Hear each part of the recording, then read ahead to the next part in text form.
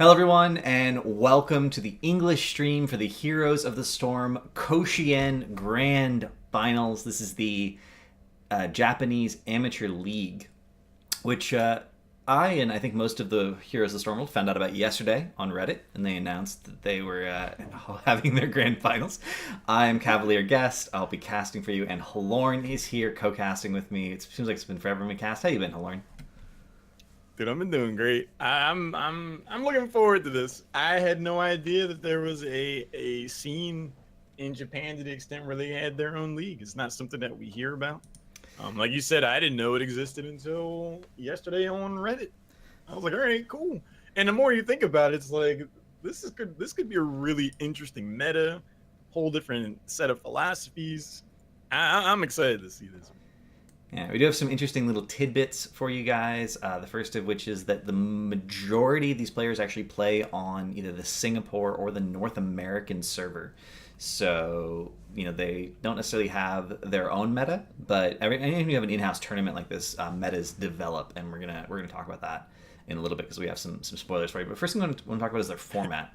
I think they had I'm gonna cheat here. They had 5 teams, and they actually did this HGC China style, where everyone played everyone else in best of twos, and you got 1 point per win and 3 points if you won both games. So you can see on the screen now, Arrogantia is 8-0, which gives them 12 points. Death Ball went 3-5. Team KMJ went 0-8. One of the admins for this tournament was on Team KMJ, and he's like, I have nothing else to do. I guess I'll help out. Team Power Kids 3-5, and then YOLO Tech 6-2. So it might seem like Arrogantia has this best of 5 lockdown, but YOLO Tech did not like losing. Yeah, don't be so sure that it's gonna be a one-sided affair. You gotta admire YOLO Tech's gumption. So they go down 2-0 against Arrogantia. They didn't like that, Cash. So they decided to reach out. They're like, maybe we get some outside help. I know a friend of mine. He plays for a team, right? I think I've heard of him. Oh, yeah, that's right. The Deadly Kittens. Which is, of course, the minor region HUC team that makes it to all of the Eastern and international events consistently. And they reached out to the Deadly Kittens coach and got that professional advice. So I think that this rematch is going to be very interesting. Another thing to consider is that it's really different preparing for a best of 5 than it is preparing for a best of 2. Because in a best of 2, you want to make sure you take at least one map. So a lot of your focus is going to be on taking at least one game. But in best of 5, it's a little bit different. You actually have to win 3 in a row. There's more maps to consider. You have to prep for more drafts in advance. And best of 5 is also get in that situation where you can have a meta evolve between 2 teams as it goes on. You come up with a certain idea of how things are going to work, and then you're like, okay, that doesn't work. Okay, now we're on game 3. We need to win this one, or we're not going to be able to go to game 4, game 5. I mean, there's a lot of different mental aspects that goes into something like a best of 2 during the regular season and the grand final in the best of 5. Like we said, YOLO Tech, they went down 2-0, like 0-2 against Arrogantia, and they've really been practicing hard. They utilized all the resources that they had available to them. They reach out to the coach at Deadly Kittens and get a lot of tutelage. Jared, the person that set this up in a lot of ways to get us involved in this, said that they've been working really hard. So there's a lot of pressure. Even if a little bit in your subconscious, you got to think like, is all that effort going to pay off? Is this going to be enough to be able to take down Arrogantia? There's a lot on their shoulders to really perform here for themselves. So I'm excited to see how they do.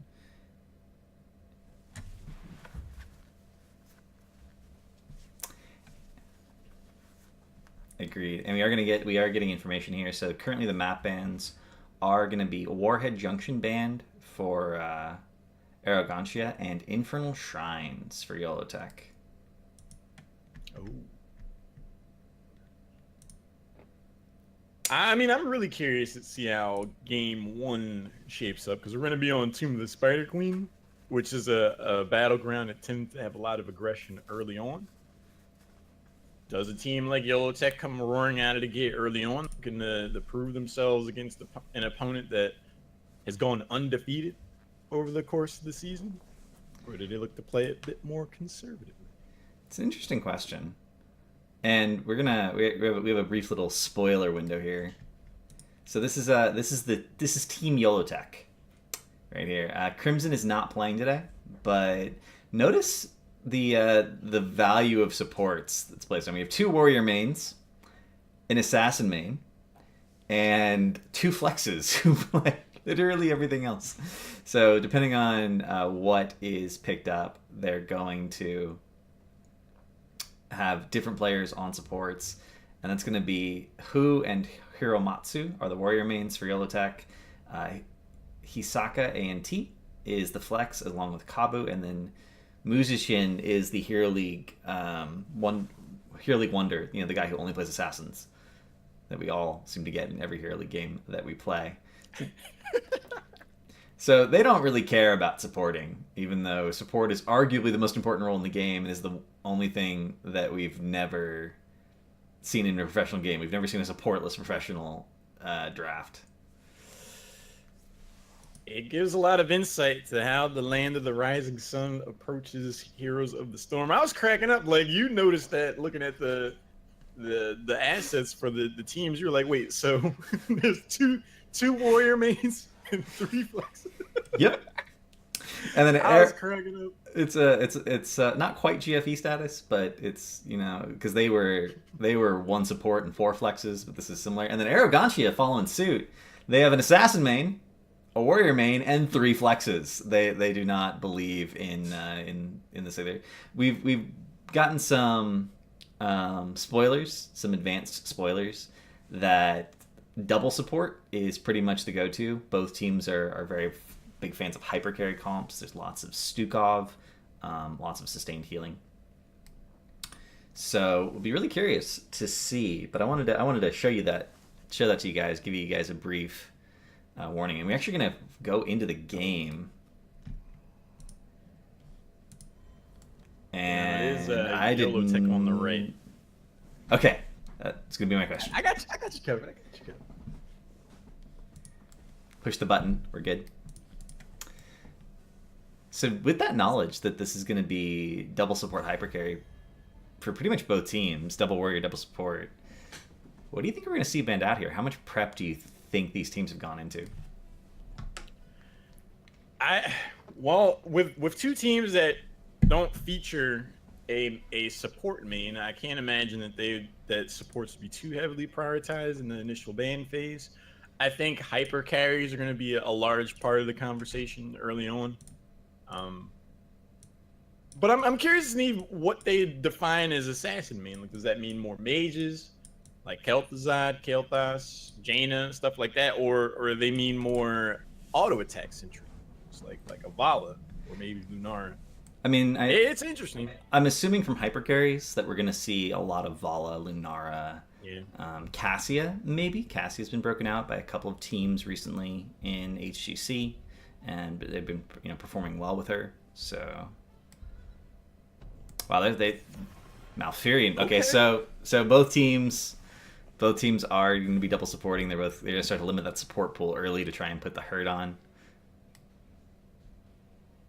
I like the approach. When you consider that both of these teams play without a support main and have a heavy hyper carry focus, a Malfurion ban tells us a lot. They strongly value and prioritize the concept of Twilight Dream, which is step forward, get that AoE silence, a good amount of burst damage, initiate a team play. A very R-based hero. So to take them off the board gives us a little bit of insight. Greymane, well-rounded assassin as far as hyper carries go. We're learning about these teams. We are. Greymane also, it should be noted, offers really good wave clear. Tomb of the Spider Queen is a map where, especially if you're playing it the way the European teams like to play it, you're focused a lot on wave clear and then a lot on abilities that grant vision and have a lot of range, so you can do what's referred to as goaltending, making sure people can't turn in. Cocktail is a really good tool for that, and Greymane has pretty reasonable wave clear in War from the early Uther pick. Locking in the burst support if this were a typical meta, we'd immediately see that either punished by something like a Lunara, but knowing that they prefer double support, maybe that doesn't happen. Yeah, when you know you're pretty much guaranteed to go up against double support, the instant Lunar counter doesn't carry the same amount of weight as it would otherwise. Even so, it'd be kind of hard to disparage a Lunar pick in their 1-2. But with a heavy support on, or a heavy emphasis on double support, I wouldn't be surprised to see at least one get picked up. Rhaegar is one of the best in the business still, in my opinion, these days.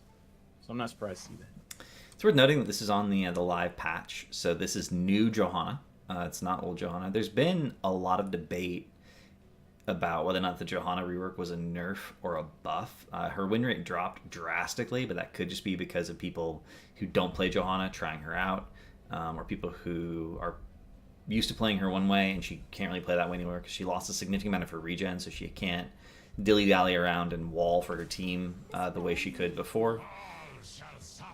And we're going to see that this is actually a classic response to Johanna. Leoric, his rework was recently done as well, and Leoric Johanna has always been a matchup that heavily favors Leoric if you play Leoric as a tank. And I'm wondering if we're going to see Leoric as a tank here as opposed to the solo laner. I wouldn't necessarily be surprised. Both of these teams like to feature double warrior, double support. Leoric could very well be a specific response to Johanna. But as far as whether or not the Johanna changes were a buff or a nerf, I feel like you can ask anyone that gets routinely slowed 80% for 3 seconds whether or not that's a buff or a nerf, because that lockdown is going to be impactful on heroes like Uther and Neji. And it's funny because Glaurung was on HGC as the third guy yesterday during the playoff bracket, and he kept referring to the Johanna rework as a buff. He was just like, before the Johanna buff, right? This is before the Johanna buff. He always preferred it that way. So obviously, he's screaming with Justin. Maybe Justin considers it a buff. So we're going to see the Vala banned out, denying the hypercarry. Chromie banned out. Chromie is a hero that's starting to gain popularity. And there is the Cassia Kael'thas. I love Kael'thas Johanna. It's always been one of the strongest combinations in the game. And then Cassia has some blind synergy with Johanna. We've started to see Q build Cassia a little bit more since her changes without the 13 talent for the cooldown reduction on her blind. People have been like, well, we have to take a Q talent. If we take a Q talent at 13, we may as well take Q talents to other tiers. I really like the charge strikes and Qs at 13 and 16 for Cassia. I really like the idea of a Cassia pick in this specific draft. Genji Diablo. Okay. So it's worth noting the hero trailer. That's Diablo into a cleanse support, which is pretty significant. Also, Johanna has Iron Skin, Unstoppable, which is really good. Tomb of Spider-Queen is one of the 2 maps where Diablo is considered viable in the pro scene, or has always been considered viable in the pro scene, I should say. He's much more generally played now. The other one being Infernal Shrine. So that's a pretty, I'm going to say almost standard draft. Nothing too surprising. Support, tank, offlaner, bruiser, burst damage, sustain damage. And this is going to be the double support solo frontline Johanna. Solo frontline Johanna is a lot weaker than it was, I think, without the regeneration that she used to have. But that's a Brightwing, and that's going to help a lot with the Genji because you have that point-and-click CC. Well, it's an interesting, pick and counter play here, because I definitely agree with you. Johanna could struggle in this solo warrior capacity, especially against Li Ming's poke. But Brightwing brings a lot to the table to offset that. The ability armor against Li Ming's poke is going to have a huge impact. The Brightwing picked around this draft out for Adagancia is definitely a Monka-esque for Genji, because anytime he jumps in, that his engagement is going to have to be pretty precise, because it could be polymorph, bless shield, condemn, gravity lapse, you wait the respawn. Shout out. I really like that choice. Shout out to the real Tikian who's in chat. He tagged us on Reddit, then let us know that this was going on. He really wanted it to be casted in English. He's in chat right now, so shout out to you. That's a 3-minute delay, so you won't get that shout out for 3 minutes. Yeah, because I didn't know this was a thing. So on the left-hand side, we will have the blue team waiting to get revenge. We'll have Arrogantia. We'll have Omnia on Cassia, Yonda on Rhaegar. Carapan on Kel'Thas, Mithri on Brightwing, and Bukuro on Johanna. Over on the right side, we got the members of YOLO Tech. Saka Antis on Uther. Kabu's playing Diablo. Hiro Misuto is playing Leoric. Miss Chin is on Genji. And we asked beforehand, Li Ming's being played by who? Which is not something we're saying just to confuse you guys. It's just who? Oh, wait, they're resetting? I don't know. Lag Sugi.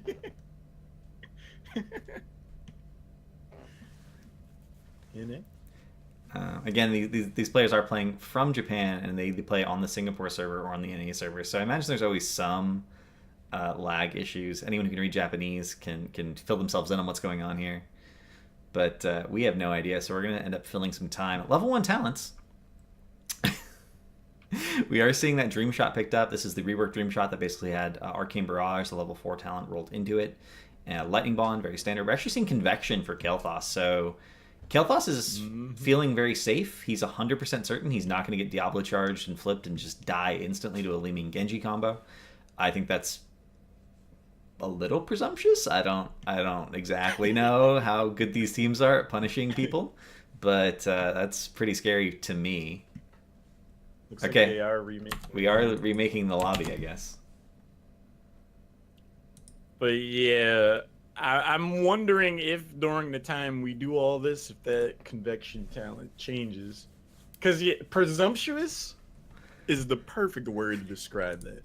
I mean, Diablo's going to have an all-access pass to the backline on Kel'Thas' base.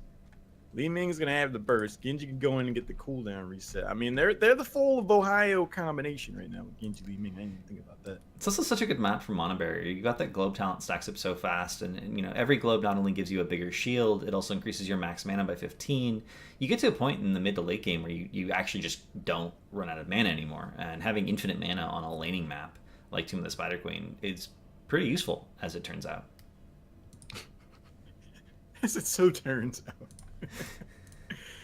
Yeah, I just feel like there's a lot more on the table by going for the mana talent. Also, considering just from a raw game and stat perspective, Rhaegar's single target healing isn't what it used to be on the live patch. So that initial bit of burst just is not going to be there. It could be a liability. We could see Diablo... Because if I'm on the side of YOLO Tech, and I see that Kel'Thas win Convection, my early game coordinated 5-on-5 voice comm strategy is going to be anytime we can get the Kel'Thas, set that back to a goose egg, I'm about it. And sort of one of the things about, you know, not going for defensive talents when you have limited appeal. John has reasonable appeal, but Diablo is just such a strong dive hero. And once he hits 4, his engage range is just longer than every spell you have. So if you're doing something on the map and he's mounted and rides up, he's getting to you. And if he trades 1 for 1, you're even levels, but he resets your stacks. And if Diablo trades 1 for 1, like worst case scenario, he gets souls from that. Like if you're dead and he's dead, he gets 10 additional souls. So you lose your stacks. That's not a bad deal. There are worse deals in Heroes of the Storm. It's a classic dodgeball 2-player swing right there. It's like, I get 10 souls. You got to go back to the start on your convection quest. I feel like Kel'Thas is going to feel like he has a target on his back, 100%. We're loading back into the lobby now. Now, Kev, I didn't really get to ask you this going into the draft, but who do you think came away with a stronger composition? Until I saw that Convection over Mana Barrier, I was going to say Arrogantia, because I feel like their heroes accent the map quite a bit better, as long as they play conservatively and play to their strengths of having superior wave clear. But, you know, when Tomb always has this classic dynamic of you have the wave clear comp and you have the pick comp. Whoever has better wave clear can just wave clear, and then whoever has worse wave clear needs to get picks in order to maintain parity. And without defensive talents picked up, without, you know, that safety net, I want to say, you're putting a much higher burden of execution on yourself. And I feel like it's pretty easy to kill someone with Diablo. I don't think that's very difficult thing to do. So I want to say Arrogantia, but I think that they may Apparently, Arrogancia is literally arrogance in Portuguese, so they're living up to their team name, and I think YOLO Tech may just have the tech to YOLO in and take the win away. The names are pretty beautiful here, all things considered. I mean, arrogance is defined by taking convection on a short rotation battleground against a Diablo Genji Ming. And YOLO, I mean, Diablo going in and getting those overpowers into two heroes that thrive off cooldown resets. That is about as all in as it gets. We got everybody back into the lobby now, so I would imagine we'd be going to the Singapore server now. I don't know. I mean, it doesn't matter how bad my ping is as a caster. Right, But right. apparently the players had something like 400 ping, so they needed to remake. That was obviously not quite reasonable. So we are going to be... They've remade Game 1. We will be getting into Game 1 shortly. We won't have to redo the draft, obviously. So we will be getting started momentarily. It looks like they are... Yeah, okay. So they're going over to the ready screen. Everyone should ready up, and we'll be getting back into the game momentarily. Sorry for the delay, everyone. But we actually gained 30 viewers during that delay, so I'm kind of excited that people are showing up right in time to see the first game as opposed to having to come in partway through. This is a good time to get involved. I mean, this is my first personal instance of seeing the Japanese Heroes of the Storm scene. We're talking about what potential meta there is or is not, considering the region. And for the most part, Soledad and Jared told us that, you know, they play on the America server often enough. So there's probably a lot of NA influence, but they also keep a sharp eye on how things go in EU. But at the same time, you got the coach for Deadly Kittens helping you out. That's going to weigh in also. So again, with the introductions on the left-hand side, we will have Arrogancia, we'll have Omnia on Cassia, already really far forward, so I think he's excited to get this going. Yanda on Rhaegar, Carapan on Kael'thas, Me3 on Brightwing, and Bukuro on Johanna. And again on the right, we got YOLO Tech. Saka Anti's playing Uther. Who is playing Li Ming? The name is actually Who. Miss Chin is on Genji. Kabu's playing Diablo. And Hiromasuta playing Leon. I wonder if I can be lazy and use someone else's camera. I totally can. We're good. The actual dream. Having an observer is the best thing ever as a caster, because not having to do camera work is just so nice. Can confirm. There's a lot of mental capacity. Nice shadow charge into overpower onto Tuhana all here. So that arrow is going to be able to sustain as Saka gets a good amount of damage in the trade. Li Ming seen better days as well. Not a trade that's favored YOLO Tech, I'd say.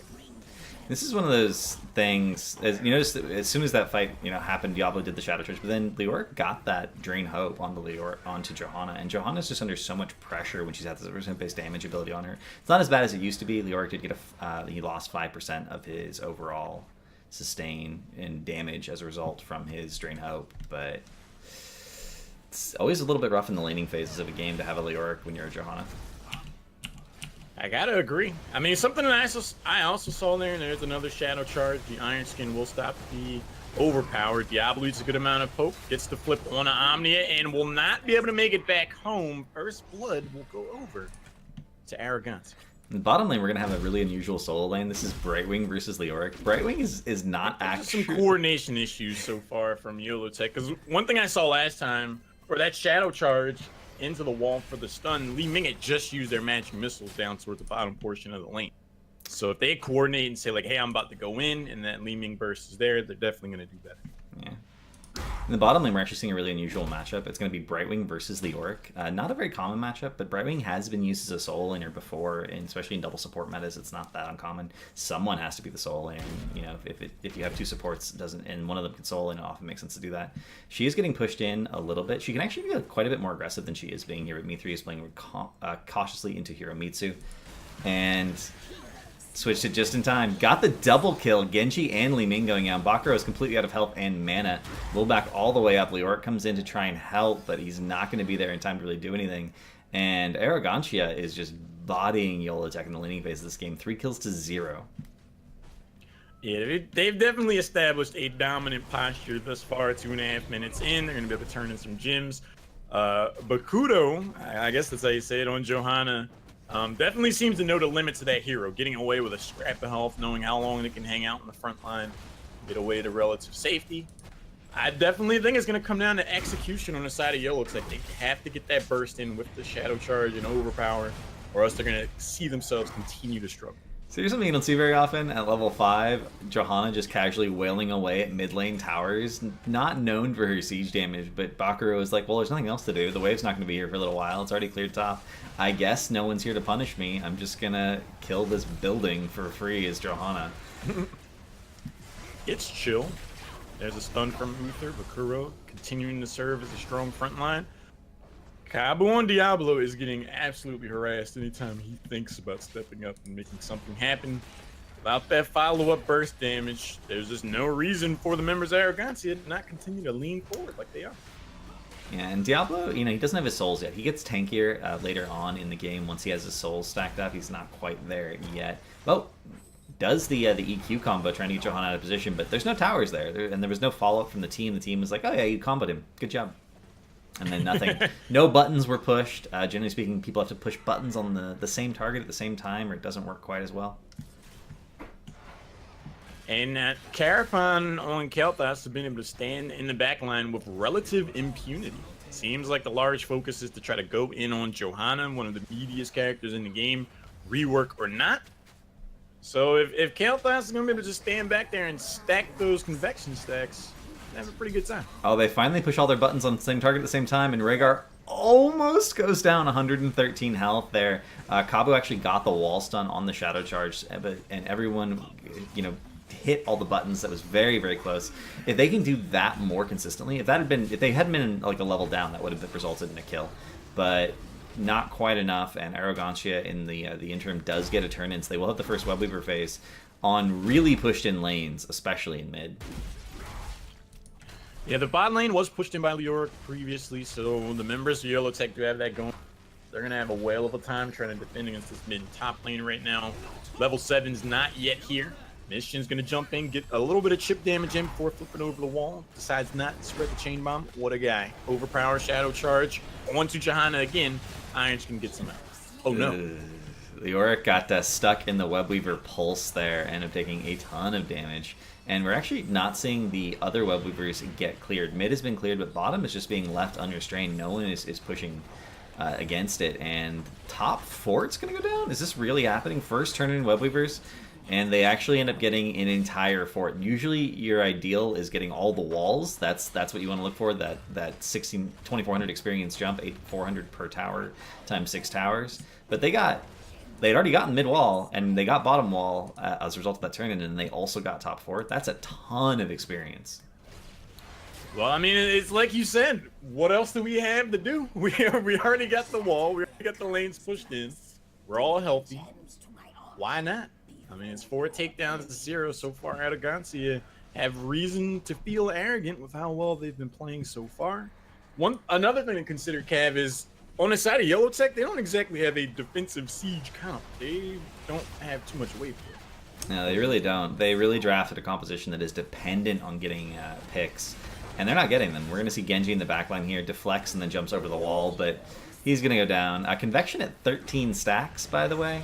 Li Ming, 18 health. Li Ming blinks away. Apparently there was no flashlight available. I think Bakuro would have picked up the spare there. But they have 10 now. They're going to be pushing into mid. We are going to see pretty standard heroics. Ball Lightning, Emerald Wind, Ancestral, Blessed Shield. Kel'Thas is holding his heroic? Okay, it is going to be Phoenix. I'm like, we're probably not going to see Pyroblast, but you never know when you're this far ahead. Sometimes teams are like, what if we just went Pyroblast? I mean, he already went Convection, and no one punished him for that. So you want to talk about picking up the spare? Pyroblast can definitely help you do all that. 6 takedowns, 0. When you have a comp that's as arguably one-dimensional as YOLO Tech's, Shadow Charge, get the lockdown, get the explosion, get the cooldown resets, and you're falling this far behind in the laning phase, you gotta be concerned about the rest of the game. And it's not even like they have like a really amazing heroic synergy, right? They're post-level 10 issue is going to be very similar to their pre-level 10 issue. They have to go in and kill someone, but Arrogantia picked up even more tools post-10 to deny that. They have Emerald Wind now. They have Ancestral. That's going to make it much harder to get that pick when they all have to go in on the same target at the same time. I don't see how they recover, even if they do get on even talent tiers.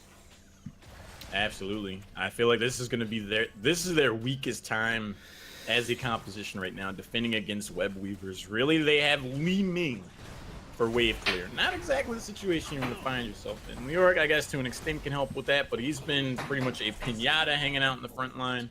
Been a ghost more often than not in these team fighting games. But heroics are online. Got the Shish Kebab, Divine Shield, Dragon Blade. Not too surprised there. If we had X-Strike, I would have been a little confused. Jury's still out for Diablo and me. And we are going to see a lot of damage going on in this bot lane. Bottom keep towers are now gone. This Web Weaver is at half health, basically, so they could potentially pressure in here and get even more value. 13 will not be able to get picked up during this push. Oh, and they're trying to go in. We're going to see the APOC combo whiffed into. Not quite what they were looking for. Genji's in a lot of trouble here. Gets Divine Shielded very late when he's already low, using it defensively instead of proactively enabling that Dragon Blade. That's not the synergy you're looking for. Leoric's already down. Genji goes back in as his team dies, so he just is like, you're dying, I'm gonna die too. Solidarity.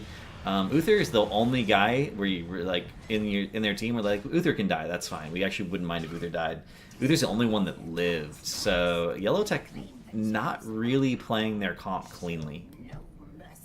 No, and they have a composition that pretty much requires almost flawless execution. If they can get that early takedown in a team fight and get cooldown resets for both Li Ming and Genji, especially during Dragon Blade, they're going to go off, but they cannot seem to find a way to create that avalanche effect. So far, the Rhaegar Brightwing pairing are keeping the teammates alive. And again, in Cav, it just feels like Yellow Tech keeps prioritizing Johanna. It's just not working out for him so far. No, I mean, new Johanna is slightly less tanky than old Johanna. She doesn't have the same amount of regen. She basically lost, Generation Master and the baseline regen from Laws of Hope. So she used to have 40 regen per second when Regen Master was finished, and an additional 500 health. Doesn't have that 500 health. Doesn't have that 40 regen per second. But Bokuro is just playing around his cooldowns really well. He only goes in when he has Laws of Hope available. The moment he starts getting focused, he pops Laws of Hope. He pops his Iron Skin, and he ends up being relatively fine.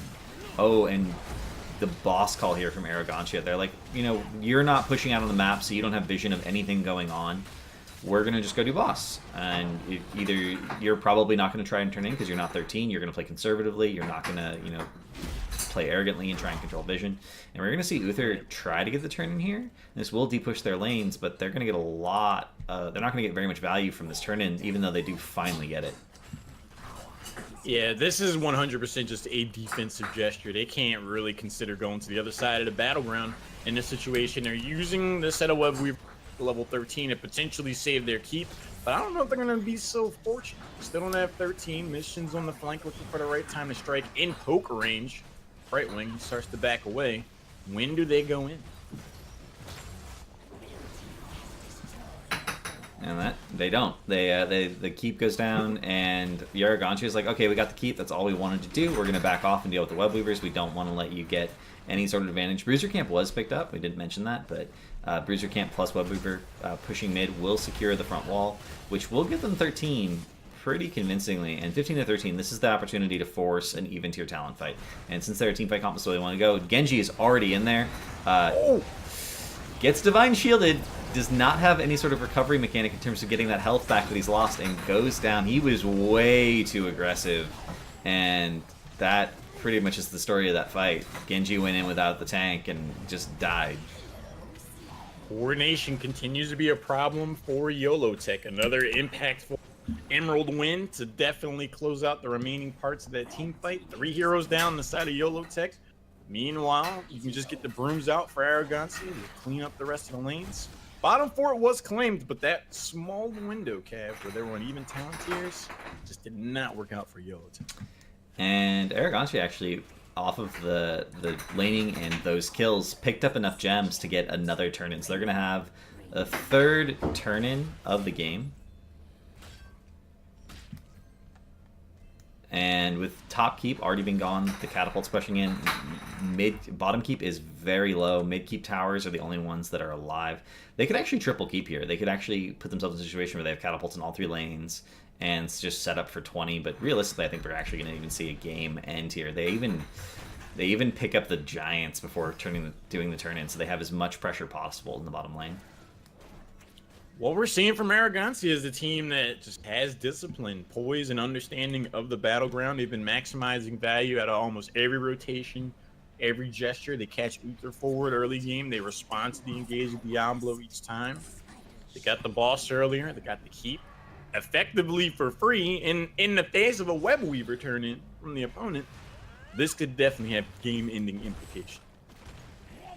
I like the decision to actually go for mid. So they have the Giants pressuring bottom, they're pressuring mid, Catapults are pressuring top. So all 3 lanes are being pressured right now, and Arrogancia is aware of that fact, and they're like, well, what's the least pressured lane? That's where we're going to go. And Webweaver is going to spawn actually in front of the buildings, which means it's going to go directly onto them. The poke from double Flame Strike Kael'thas, now that he has 16, is going to be real. That's doing a significant amount of damage. And they don't have to do anything else. And actually, Arrogancia could go in here because Diablo has shown himself clearing bottom. This is currently a 5v2, and they're not really afraid of Li Ming's poke in this scenario with all the random things around. They can just absorb the orbs, absorb the missiles. Yep, they're going to go straight for keep, and they're going to get it. There's no way that this gets denied. Yeah, the merits of your composition. Oh, Li Ming with the unfortunate clip of the pulse from the Web Weaver. That's going to be middle keep. It's tough when your composition has Diablo clearing lanes down by. That just means he's not in position to engage. He's showing himself on the map. Li Ming hardly gets involved before eating a ton of poke. And Johanna on the chase. Berkuro's going to net the 14th takedown. This could be game. Berkuro is not going to have his cooldowns. He actually, Laws of Hope comes up, but he actually doesn't pop it doesn't get a chance to pop it in time, and he's going to go out. So it ends up being a 1-for-1 trade. But in the structure war, YOLOtech is out of buildings. They literally have nothing left except the core. The chase is real here. We're going to see APOC and the combo. The combo is a little bit messed up there. Double cleanse coming out. Carapan is going to go down here. Emerald Wind for the peel, but Carapan actually went away from Me3, so Emerald Wind did not end up peeling for him. And they can keep chasing this. Oh, another stun. Me3 gets stunned. Michizen has to jump out. We're going to see the Ancestral come down finally. Entomb limits them a little bit. Genji jumps back in, gets a huge E, but ends up going down, and wow, Mechanical Execution is so one-sided here. The turn from Arrogancia, they're actually gonna wipe the team in a 3v4. And YOLOtech needed to get everything they possibly could out of that chase after taking down Johanna, chasing him back towards the middle of the battleground. To lose out on that return response, it has to be psychologically impactful. We saw some unfortunate turns there. The overpower on Kael'thas to save him from the apocalypse. It was at that moment, Kev, I was like, this could go awry, to say the least, for YOLOtech. It's a really bad feeling as Diablo whenever you knock someone, because you have a lot of displacement. You knock someone out of your own APOC, and you're like, oh. I saved them from my own combo. That doesn't feel very good. Might need a little bit more work on his Diablo play. Boss picked up here for Arrogancia. The immediate boss call as soon as they realize they have a numbers advantage. Boss is up. They just go for it. Core is at 64%. And this is only a 16-minute boss, but it's a 16-minute boss. It did get that extra minute of scaling, and it got that 5-minute jump, more importantly, which means this is the strongest it's going to be for a while. And I actually don't see how they don't just lose the game here. 20-17, full health boss. They need to engage behind the boss, which is exactly what they're doing. Another little of a weird APOC, and the Emerald Wind almost gets interrupted, but doesn't quite. Michizen is still so low every single time. Michizen is just low at the start of a fight, and that's gonna be another 5-man wipe for Arrogancia. Kev, what's incredibly unfortunate about that is that Kael'thas was back getting a bruiser king throughout like the first half of that. Carapan showed up way late to the party. That was effectively a 4v5 that YOLOtech lost. I mean, they had a talent advantage, right? So yeah. I mean, 20-17, 4v5, I'll take that most of the time. But yeah, they not double support Johanna, Cassia, 4v5. That's rough. That's rough. Around the edges. I mean, I'm really surprised. Look at these stats. So you would think Kael'thas with convection would be pretty high up in damage, but he ended up having the same amount of hero damage pretty much as Rhaegar. Rhaegar actually got more. Cassia was the story of that. Cassia got 73,000 hero damage. The next person's Genji on the other side with 34. Turns out if you double support Cassia, she's a pretty good hero. And that was Cassie into Ming, right? So Li Ming, mages in general are considered one of the ways of killing Cassie because her armor trait doesn't apply; it's only physical armor. And we just didn't see that from Li Ming. We didn't see that pressure. We never saw, despite the fact that Cassie has a shorter attack range, we never saw the pressure put directly onto her by Yolotech, even when she was available as a target. Diablo had opportunities where he was like, I could shadow charge Cassie, and just didn't happen. We never really saw it.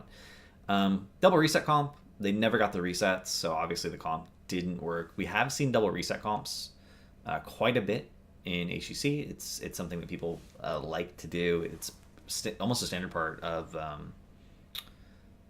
the Chinese and the Korean metas. So it's interesting since Japan plays on NA that they're playing the double reset comp, but kind of makes sense given the fact that Deadly Kitten's coach is helping them out, and that's probably where they got the idea, but they just couldn't quite execute it. Yeah, I really like what I like to call the Ohio combo, Genji and Li Ming, but you gotta be able to execute it. Kevin, in a lot of ways, I feel like we haven't yet been introduced to Yolotech as a team. Considering the composition they took, that was a very aggressive, in-your-face, we want to dictate the terms of team fight style of composition, but their actual posturing and play seemed to be very conservative. So it did kind of feel like, the guidance from Deadly Kins was, hey, take this comp, play like this, and do that. But that's not necessarily who they are as a team. They seem to be a team that likes to play things slowly. I was actually expecting the aggression to come from them as opposed to the composition that Arrogancia had. I think if they go to a battleground where wave clear isn't as necessary, because again, with their composition, when they had a web weaver come at them, they were just like, well, how do we clear this? So I think they just need to play a bit more standard, a little less execution reliant, and they can do better. And it's a really important note. Teams frequently have identities. For whatever reason, a lot of people have a playstyle that naturally makes sense to them. Whether it's macro, whether it's hyper mechanical focus, and they just want to win team fights. You can sort of have a spectrum of tactical versus strategic, and people's play styles fall somewhere along that spectrum. And it's important to have an identity as a team for what you like to do. Fnatic has this identity as a team where they play like really interesting team fight comps with some macro focus, or straight up they play straight up push comps where they just try and end the game as quickly as possible. That's something that they're known for. Dignitas has a lot of early game rotational comps. It's something that they're known for. What works for you as a team? What heroes do you excel at? What does that reflect about your team, your play style? What heroes do you have in common that have the same play style as a team? Can we build drafts around those? It's an idea that teams need to embrace when it comes to building compositions. I wholeheartedly agree. If you are playing outside your comfort zone, it shows both in action and decision making. It forces you to second guess yourself. And Heroes of the Storm isn't exactly a game where you can afford to hang around and think about what you want to do. Against a team of the caliber that we're seeing from Arrogancia, they're not going to give you too much time for you to really try to piece the puzzle together on how you want to approach macro play. I'm actually pretty concerned for them, Cav, because the second battleground we're loading into the lobby now is Battlefield of Eternity. One of the most unforgiving battlegrounds, in my opinion. You fall down a tier, you lose out in Immortal big time. This is a 2-lane map, so there's less opportunities to soak to catch up. This could be a very short game. Yeah, it's sort of the nature of all 2-lane maps in Heroes of the Storm that they're much more volatile unless you play them. If you don't play them correctly right from the beginning, and you can't catch up. Your only catch-up mechanic is getting kills, but it's really hard to get kills when you're up against a better team and you're already down level, so you don't have a scaling advantage or a talent advantage. It's one of the reasons people have always struggled with tooling maps. When Battlefield Eternity first came out, people really didn't like it. It's been rebalanced a few times since then, and now it's considered the most successful two-lane map, sort of in the history of Heroes of the Storm. All the other ones are considered questionable by comparison. Braxis is starting to get there. A lot of people understand Braxis well enough that they're like okay with it, but we're going to bring up Hanamura. We're not going to bring up Hanamura. Original Haunted Mines was considered really wonky. You drafted legitimately to win a level 4 team fight. Whoever won the level 4 team fight generally won the game. And comebacks were very difficult. There's, of course, the famous exception, 2015 BlizzCon. Team DK did not win, or did win, excuse me, with their Kerrigan Tyrael composition. As soon as they hit 10, they just had an R comp, and they pushed all their buttons at the same time, and they won. But two-lane maps, a little bit of a problem for Heroes of the Storm, just in terms of managing experience, but let's see if it works out for them. We are in the lobby. Lobby set up. We're just waiting for the game to start. Mm-hmm.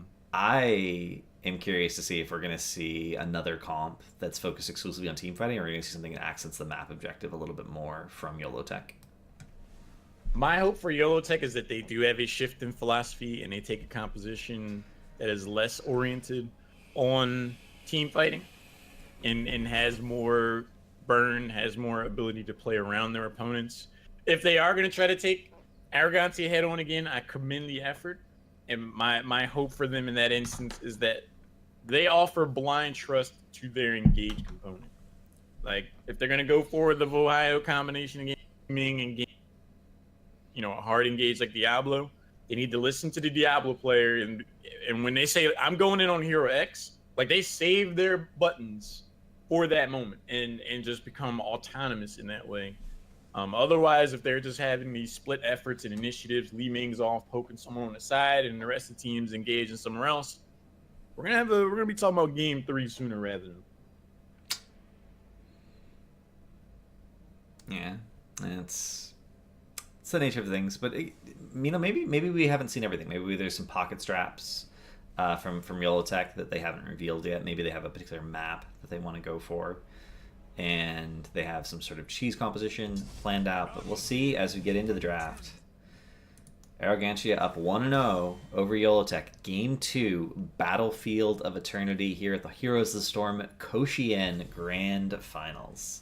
Japan's amateur league, which no one had heard about until yesterday. It's new to me. We're seeing that YOLO Tech enjoy the luxuries of first pick, first ban. So I'm not sure how their format goes. If the team that loses game 1 decide if they want first pick or the map. If they have selected first pick, start things out, I like the vote of confidence. And in that case, I really like Arrogancia's response by taking us to Battlefield of Eternity, because this is a very snowbally map. And that's exactly what they were able to accomplish on Tomb of the Spider Queen. Yeah, I think Arrogancia picking a two-lane map when they had a dominant early game is a really good decision. And YOLO Tech better have something specific prepared. They're banning Mouth again. This is the ban we saw in the previous game as well. I don't know if that's a respect ban, if Arrogancia is known for having exceptionally strong Mouth play, or if they just personally don't like playing against Malfurion for some reason. Mathael banned out.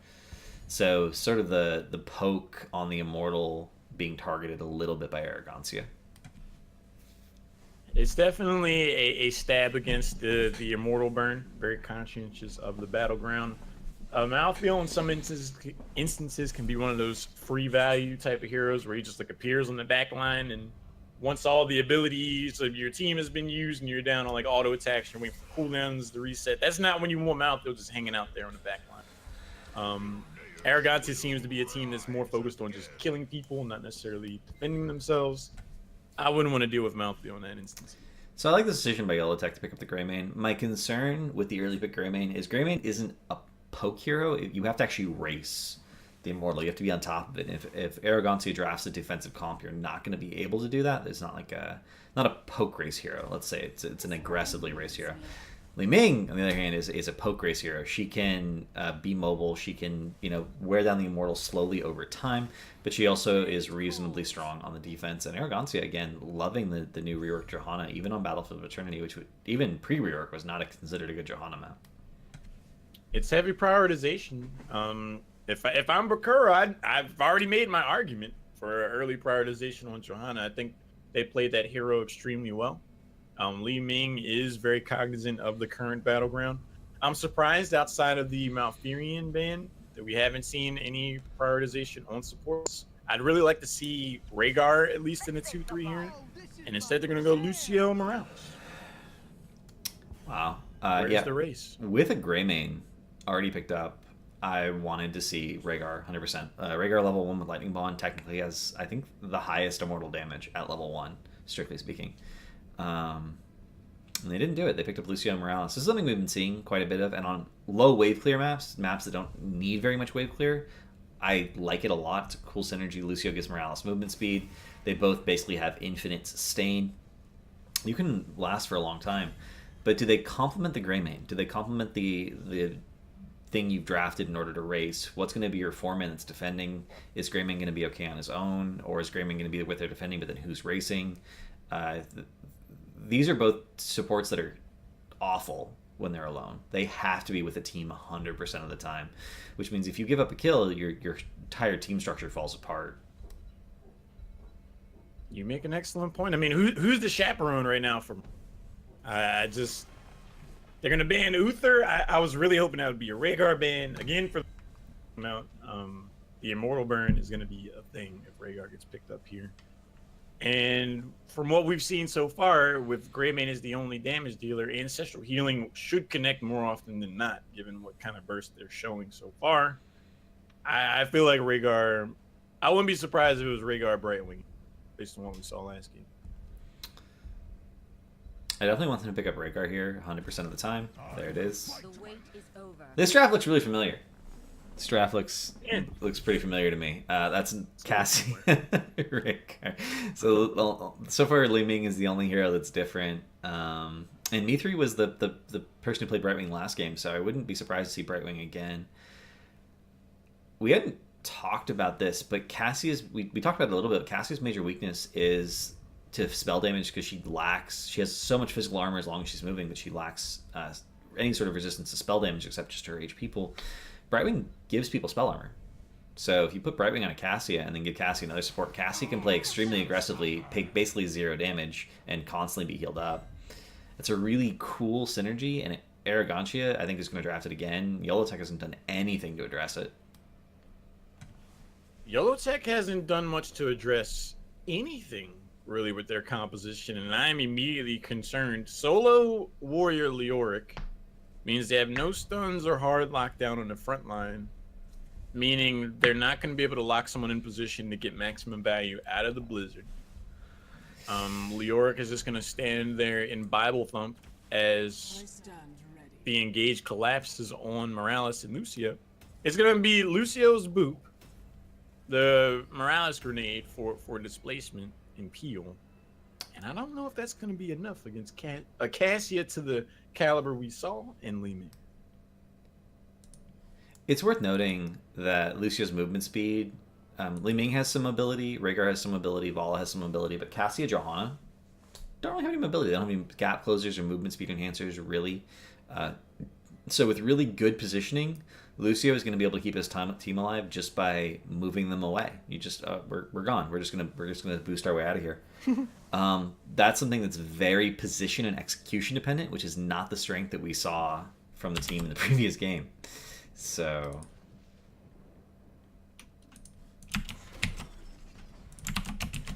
we'll have to see if that works out for them. But on the left-hand side of the map, we will again have Arrogantia, Omnia on that Li Ming, Mithri on Vala this time, switching over roles not on support, Yanda on Rhaegar, Bakuro on Johanna, and Carapan on Li Ming. I lied.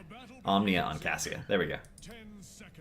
And on the right side, we have the members of YOLOTech get their first win of this best of 5. It's going to be Hisaka Auntie on Morales, Hiramasuto's playing Leoric, Kabu's on Jaina, Who is playing Lucio, and Michin will round it out on Brand.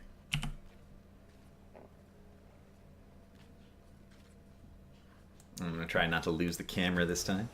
And we're going to see the instant 5-man rush for a tower. They are going to be able to get it. They need to rotate someone bottom to make sure the soak doesn't get missed. Generally speaking, you do this on Battlefield Eternity only if you have a global to make sure you miss absolutely no soak. They're not rotating actually though. They're going to continue this 5-man push, and the bottom lane is going to take just as much damage from that Vala going ham. She has that, she has that high single target damage, so the structures are going to go down very quickly. And YOLO Tech is going to fall behind in the next 30 seconds if they don't. They're not doing it though. They're just going to get the fort. This is extremely aggressive. I think, if anything, to prove to themselves that they can go toe-to-toe with Arrogancia, they need to make a decision like this. Last go-round, we saw them look very conservative, and they're actually eating a lot of damage against the 2v5, who is going to be able to get out of there after getting the takedown on Rhaegar. And it looks like this response has worked. Arrogancia abandoned the fort trade. They're going to rotate up. And if they get away without losing the Heroes Camp, this is a huge start.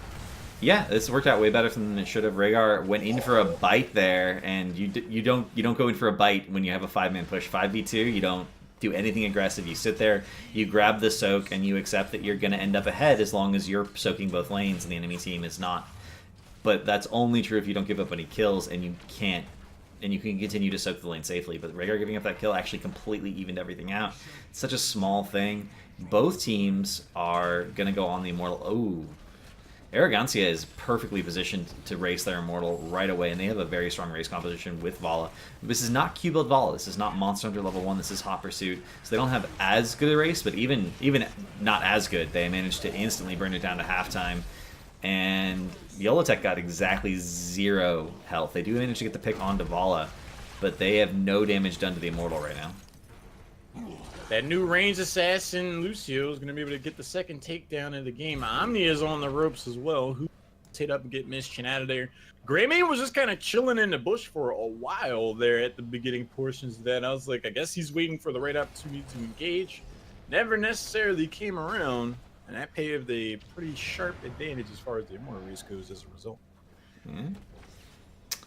And here's where we're starting to see a little bit of the weakness of Arrogancia's comp. Triple backline gives you very little zoning potential, which means that YOLO Tech can just go in. They can just go in, and they're going to be able to get on whoever they want to, because Johanna cannot zone by herself correctly the entire thing. They all are getting low. They all have, they all have to back up. They're all in a lot of trouble. They're all pushing for themselves. Oh my god. And they not only get the kill on the Orca, they actually managed to pick up the Immortal, but Arrogancia, just better positioning there allowed them to all live, despite the fact that they were all extremely low. Cab, my heart breaks for Cabu on Jaina right there. Like, they used their Blizzard towards the bottom right corner of the Immortal when so many low health bars were there on the side of Arrogancia. If that Blizzard dropped right in the middle, that would have been at least 2 takedowns, I think. Unfortunately, they didn't do that, and one way or the other, I felt like they were going to be eating this first Immortal of the game. But if they got a couple of takedowns off that as well, they could have positioned their response to be much better than it is right now. I love this decision from Arrogancia. This is something we've started to see a lot more of. When you win an Immortal, go to the other lane, get that fort.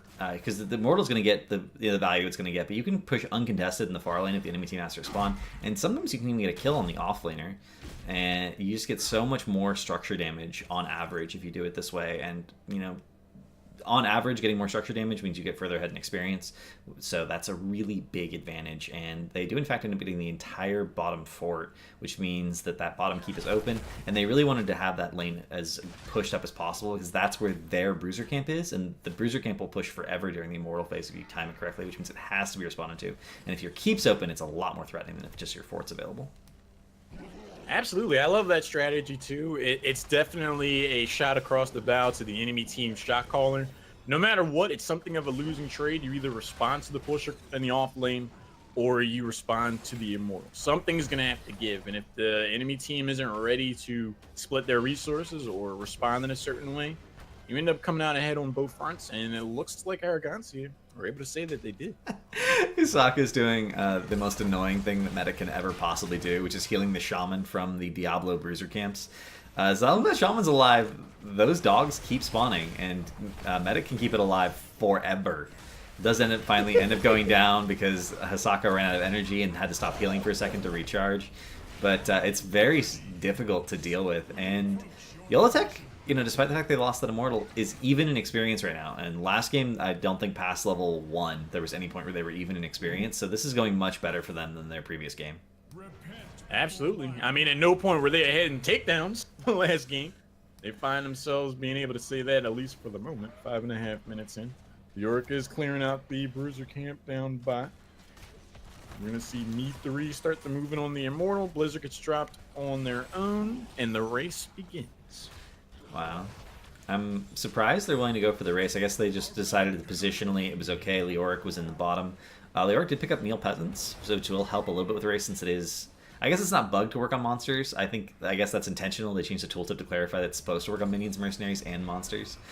But doesn't really change his breakpoints very much for wave clear. So, ooh, they're gonna fight this now. They decided to go in 5v5. They're fighting around the Immortal. They didn't draft any stuns, but the Immortal has stuns. Cassia ends up going down.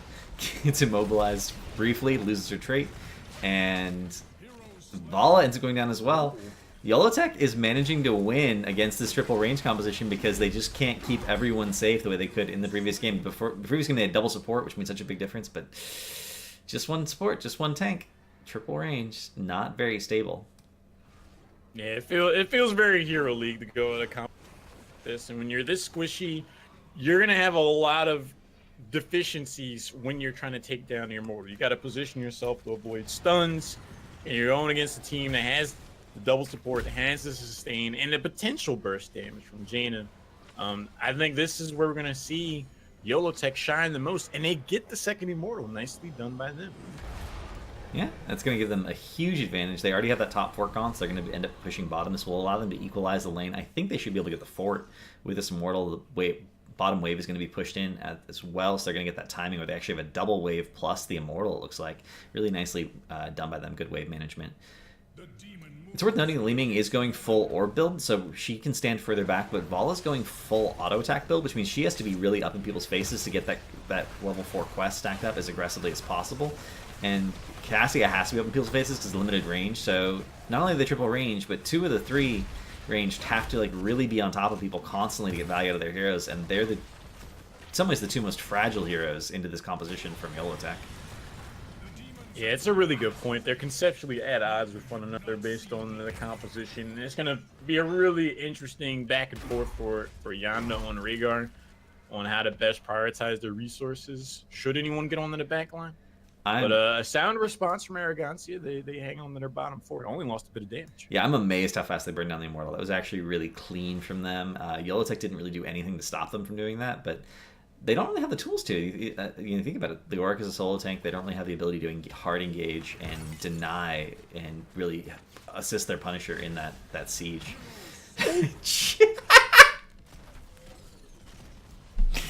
Oh, okay. So it's go time. Jaina got orbed, and then Bakuro was like, "Oh, I'm gonna bless the shield of Leoric. I'm bringing it back." So picking up 2 clean kills right there. Arrogancia just out of nowhere is like, "Oh, boop, you're dead." You could see how shocked the rest of Yolotech were that Jaina just evaporated off the back. Like they just kind of stood there like, wait. That's going to be too sharp. Oh, and they're forcing this fight as hard as they can. And 2 misses. Stim Drone comes out. That's 2 heroics burn for 0 value. Yeah, we talked about it a little bit, but Yolotech is having positional issues. Jaina should not have been in the front there. She should not have been that far forward. She should have been unable to get hit by that orb, basically, but she was there. Yolotech just doesn't quite have that understanding of how to position safely. I like the idea of the return response. They just weren't in position, like you said, to really capitalize on it. If that Intune locked in, along with the Stim Drone timing, that could have been a very interesting progression of events. Looking at the heroics that were picked up, Curse Bullet was the heroic of choice for Greymane, which is definitely something Johanna is going to be concerned with. I really like that idea. Triple backline. If you can turn Johanna into paper mache when they look to go engage, you definitely steamroll these team fights. I was expecting to see go for the throat given the fact that there's so many fragile targets, but I guess that they're going to try and pick up the Johanna. That didn't work for them last game. They focused Johanna and it did not work. Sound Barrier coming out. They're really going aggressively here. Worth noting that they did burn in Heroics, and those Heroics are not back up yet. We're actually going to see the Cassia Heroic come out here. Valkyrie almost gets the pick onto Hisaka, but not quite. Huge cocktail. Everyone on Arrogancia is now low. Reoric will be the first to fall, but if they can get the counter kill, no, Jaina is going to go down as well, and this is going to snowball the fight. Yellow Tech has to disengage. Without Go for the Throat, so much weighs on the shoulders of Jaina in these team fights. If they're able to get that burst damage incorrectly, they could have a really good time. It's going to be really easy to Mocus Paralysis with Hisaka being on the front line as the support hero. With no self-sustain. And after Sound Barrier getting used. Yeah, and that was another Stim Drone used after the fight was over. It had like come off cooldown. They're literally using Stim Drone on cooldown, regardless of whether or not they should be fighting. I don't know about that decision. Yeah, you really, in this situation, want to have Intune Stim Drone use at the same time. Box someone in and have Greyman go off. There's gonna be the Valkyrie. Lucio raises his brow and gets subsequently deleted off the map. More trade value for Leoric. 2 heroes down the side of YOLO Tech find themselves suddenly on the defensive side. It's another positional issue. Lucio was in that narrow corridor between the fort and the tower, and he didn't have to be right there for his team to do his job, but he was. And you know, the Valkyrie is an inline skill shot essentially that drags the first target's hits, which means that if you're in a choke like that or anywhere near an obvious choke like that, it's going to hit you. Like, it's going to be a really easy thing to do, so you need to stay away from that when it's available. It's essentially a pick heroic, and Omni is using it very well. Yeah, I don't think Lucio's expecting all that. He's like, you're probably wondering how I got here. That's me. And you'd think having a Valkyrie deliver you somewhere would be a good thing, because you know Odin's messengers, they bring warriors to Ragnarok and to Valhalla, but in this case it's a bad thing. You do not want to get picked up by a Valkyrie. You know, if a Valkyrie comes up to you at a bar and says, "Hey, baby," you just turn them away. I don't want none of that. In this case, it doesn't necessarily behoove you. The angel thumbs turn into a bad time real quick. Well, level 13 was picked up here for YOLO Tech. Second opinion for the cooldown reduction on the grenade. Ominous Wrath, that's going to be very strong against this backline. I like that a lot. Is it? Because can you E on 3 people who are all spread out? It can't hurt. I would prioritize Li Ming if anyone. Yeah, I'm curious to see how we'll see it if Hiromitsu will use it as an engage mechanic, if he'll be able to actually get on top of them. We have back in the mix, it's 13 for Lucio. This is a talent we've literally never seen in competitive. It's always either hard style or can't stop, won't stop. If you're playing Lucio, you need to be constantly wall riding anyway, because that's your mobility, and your mobility is your safety mechanic, and hard style enables that far better than any other talent that tier, unless you're up against an Arthas, in which case can't stop, won't stop is really good. But back in the mix is literally talent we never see, and I'm wondering if this is like maybe not a very experienced Lucio player. We did see that there's no main supports on either of these teams. They're all flexes who play support when needed. Okay, Stim Drone again getting used out of its fight.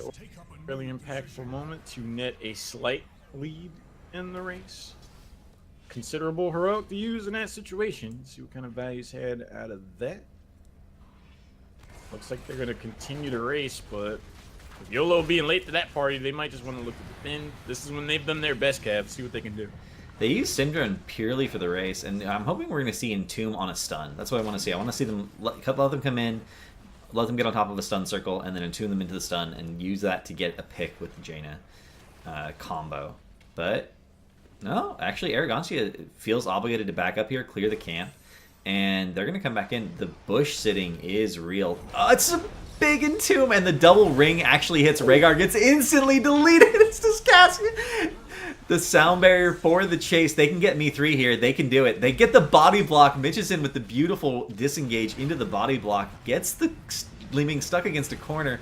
Bakura will end up going down as well. And that was... Jaina died for that, but that was incredible. Yeah, that was the best team fighting we've seen YOLO Tech do all game, but it could come at a cost, Cav. That Bruiser camp has been doing absolute work down bottom. It's going to come away with this bottom keep. I don't even think they're aware of this. So yeah, it's nice to come away with a team fight. You feel good psychologically and everything else. But if you're gonna have to deal with catapults for the rest of the game, was it worth it? Despite that fight, despite those kills, 16 is picked up first for Arrogancia. Yellowtech needs to get a huge amount of value out of this Immortal.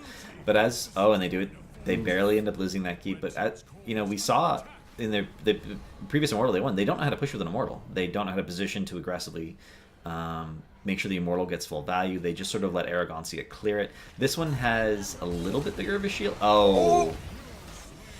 Again, that positional issue just being too far forward, and the Valkyrie comes down with the Pickrook.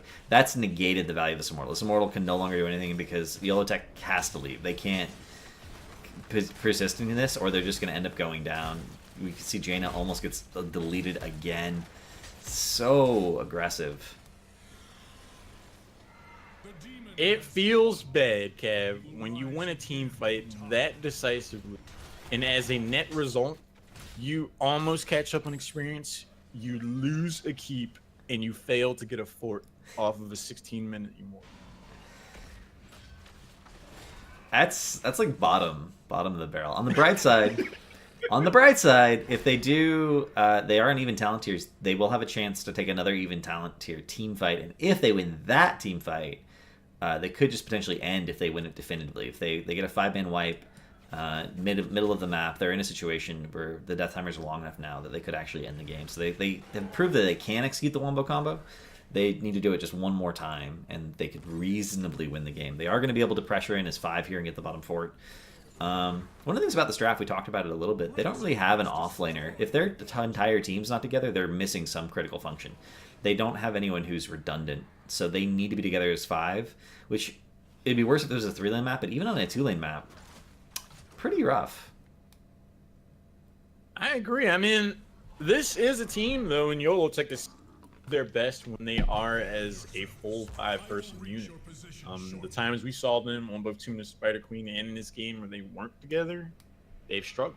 Maybe it was because part of their composition relies on everyone being around. We'll see. Bring It Together is the talented choice. Yep. Level 16 for Lucio. Yes, it is, and that's actually the correct choice. So it's kind of funny. Rejuvenescentia will always heal Lucio for Lucio for less than Bring It Together will. So it's a question of what's the average health pool and who's in the most danger. So far this game, Jaina's died the most, and Bring It Together will heal her for more than Rejuvenescentia will. The Ancestral goes off this time though, and the Ancestral is enough to get the complete counter kill. Leaving mini sets are a real thing. Sound Barrier got interrupted as well, so it did not go off. Does go off now, but that's enough time just to save Lucio, not enough time to save everyone else. And Arrogancia completely turned that fight around. I can tell you one thing. Yanda might be in the market for a pair of pants, because if I'm the only support and my team eats a Ring of Frost and Tune like that, and it's all on me to keep everyone alive, I'm a little concerned to say the least. But miraculously enough, to not have a support main, that was near flawless play from the Rhaegar to keep everyone standing. And then the Lee main comes back with the cooldown resets. Off of that engage cap, I was like, there's no way Yellowtech loses this team fight. And yet. I 100% expected Yellowtech to win that team fight once I saw the Entomb. That was basically a 3-man Entomb / 3-man ring. But Rhaegar managed to not get hit by the ring. He positioned just barely out of it, and then he got the Ancestral onto the focus target. He got the Earth Shield, and Li Ming just went ham, face rolled the keyboard, hit all the buttons, got all the resets. The window of opportunity rapidly closes for the members of Yellowtech. Me 3 is going to start to burn down this Immortal. Yanda wants to get in on the action as well, and Cav, this is going to be a full shield Immortal with a level 20 Storm tier talent advantage around the corner. That top keep is shaking in its proverbial boots right now. I'm imagining a building that actually wears boots now and like walks around. You're welcome. You're welcome. I didn't realize this was Howl's Moving Castle, but we are in Japan, so I guess that makes sense.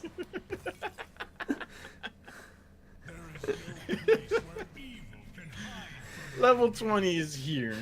Looking at the talents, you got Imprisoning Light, Ranker, Storm Shield for the added sustain. Rhaegar's like, I wish I could have had that about a minute or so ago. Blinded by the light. I like that. Double Storm Shield. I've literally never seen anyone take Imprisoning Light except for me in the games where I was testing to see if it was worth taking. So this is interesting, and actually going to get value right here. It actually does get a root on the follow up, and Omnia is not going to quite secure a kill off of a secondary kill off of it. Mitch's End does end up living, but Sound Barrier coming in extremely late. I think it was still on cooldown. That's gonna be game. 3 kills on the core, full shield immortal. No way that YOLO Tech takes us away. Yeah, it seemed like YOLO Tech were a bit frazzled by the overall gravity of the situation, understandably so. You got catapults in the bot lane, now full shield immortal late game on the top against a keep that doesn't stand to survive too much longer in that situation. Cav, I think from what we've seen these 2 games so far, we definitely saw signs of life from YOLO Tech there. Moments where they looked actually dominant with a composition I didn't think would succeed very well. I think they just need to play together. When they're on the same page, they do their best. I'm concerned that YOLO Tech doesn't understand positioning and engaging. The first game they drafted an engage tank, never engaged on the same target with him at the same time, except for literally one time, Rhaegar. They engaged on a Rhaegar in top lane on Tomb, and they didn't quite get the kill because they actually missed an auto attack. It was literally one auto attack away from death, and because they missed an auto attack in their stutter stepping, he lived. Like, it was 100% of the reason the Rhaegar lived there. And this time they didn't draft an engage tank. Their own engage mechanic was Entomb, and they actually got some really good Entombs, but even then they only managed to execute one time, and executing once per game is not quite enough to carry the game, unless it's a level 20 versus level 20 team fight. But if you get to a level 20 versus level 20 team fight, you've executed multiple times up to that point to get there. Whereas Arrogancia, despite drafting triple ranged, which is extremely fragile and is very rough to play because your positioning has to be really good or you're going to die every time. Especially with Rhaegar as a healer, you want to be positioning such that Chain Heal can bounce when it's available, but you don't want to be clumped as triple range because there's just too big a risk of getting poked down. They, aside from some missteps, have consistently had really good positioning, consistently had really clean engages. I gotta agree. I mean, one of the potential mishaps of having a team that's 2 warrior mains and 3 flexes is that the concept of positioning can fall through the cracks. It's like, if you're a support main, typically you're supposed to be hanging in the back, so you train yourself to position as such. If you're playing the majority of your team flexes, all the heroes have different situations in position and positional requirements. So if you're running these varied comps that have different mindsets, like a Diablo hard engage comp to a solo Leoric kind of poke stand here style of composition, but we also rely on our Archies, you're gonna overlook things like, am I too far forward, pretty easily.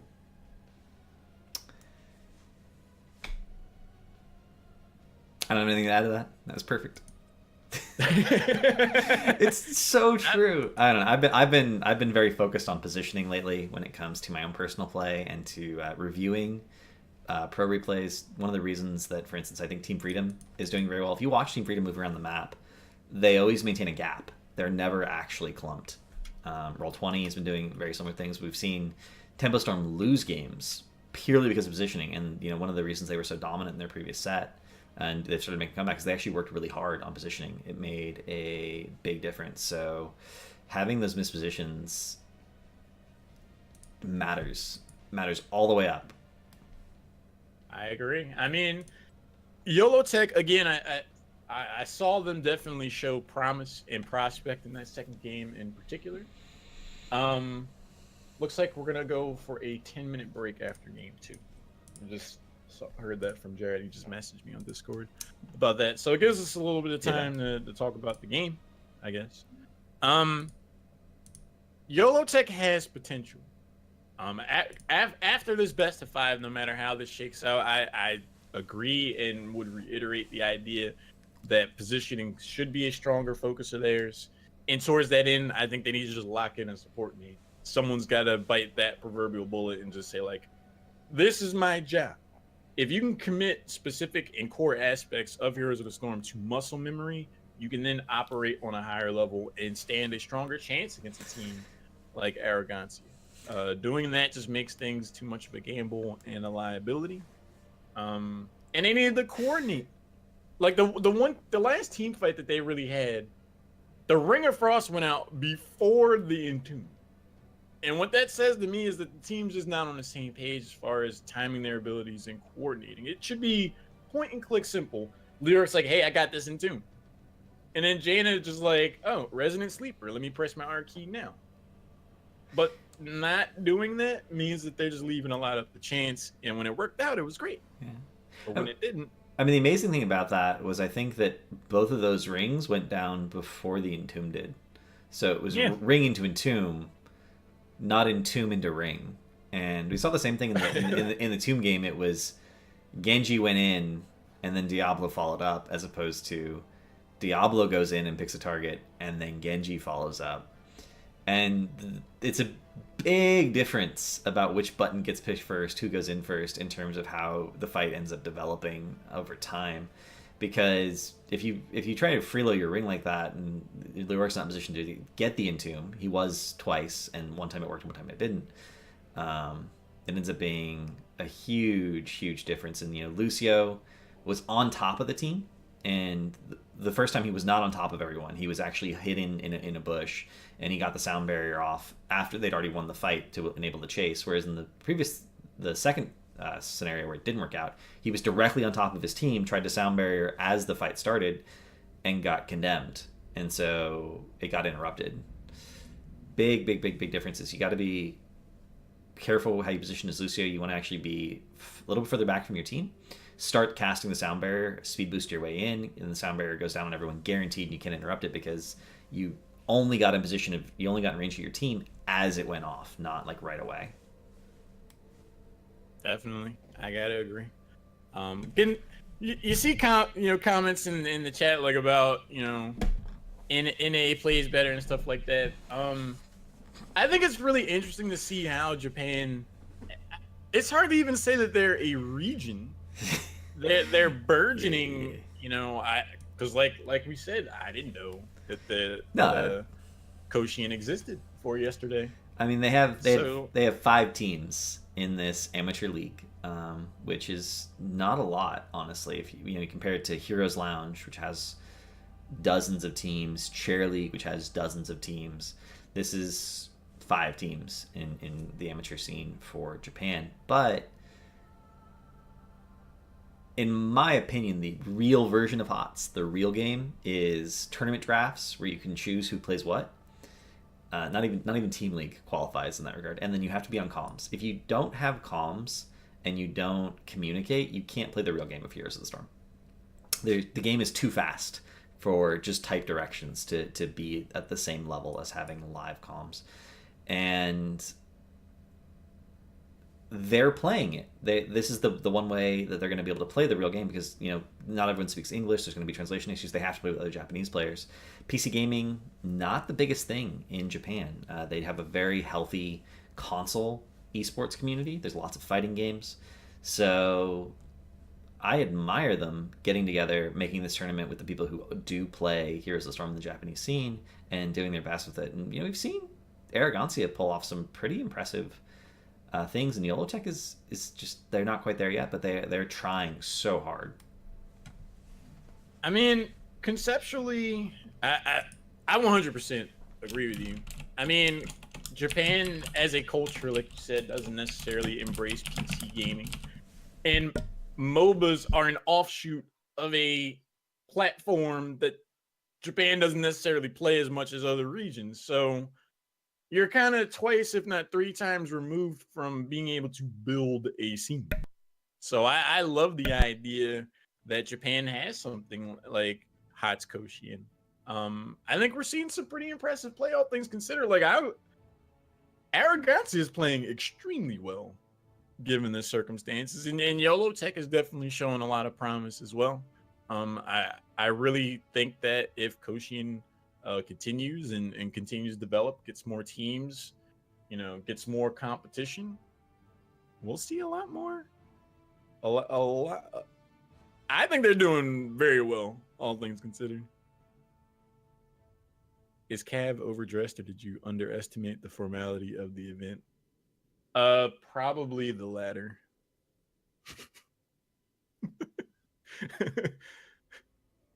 Because it's 10:30. Like, this started at 9 in the morning for me. Cav, you didn't even sleep, right? I just woke up and I was like, all right, set my alarm for 8. Got up, got a cup of coffee. I just realized I was muted that whole time. Yeah, I didn't hear anything you say. I slept for 3 hours. I didn't end up sleeping for a little bit, and I woke up to do this. But I always wear a bow tie while casting. It's just I always have from the very first day. I like bow ties; they make me happy. I actually started wearing bow ties because I'm a partner dancer. I do a lot of ballroom, and regular ties hit your partner in the face when you spin. Bow ties do not. So yeah, if you hit him in the face with a bow tie, something happened. They probably untied it. That happened once. The girl untied my bow tie when I was dancing with her, and she got hit in the face. It's like, it doesn't hurt. Not like it hurt, but she was like, "Oh, I didn't expect that to happen." And I was like, "Sorry, I wear bow ties." She was flirting. It was cute. But this is the inaugural season, I believe, for Hot's Koshien. They haven't had a previous event, so this is going to be good advertising for them. I'm certain there's other people who speak Japanese who might be interested in being in the league. There might be other Japanese players who, because there's not a really heavily developed community, don't know that this exists. And maybe this will encourage other people to try out for teams. And, come back in season 2, season 3, there's going to be even more competition. So I think that the founders, the people who put this together in the first place, are building something that's going to endure for a while and grow. And I'm excited to see where it ends up going.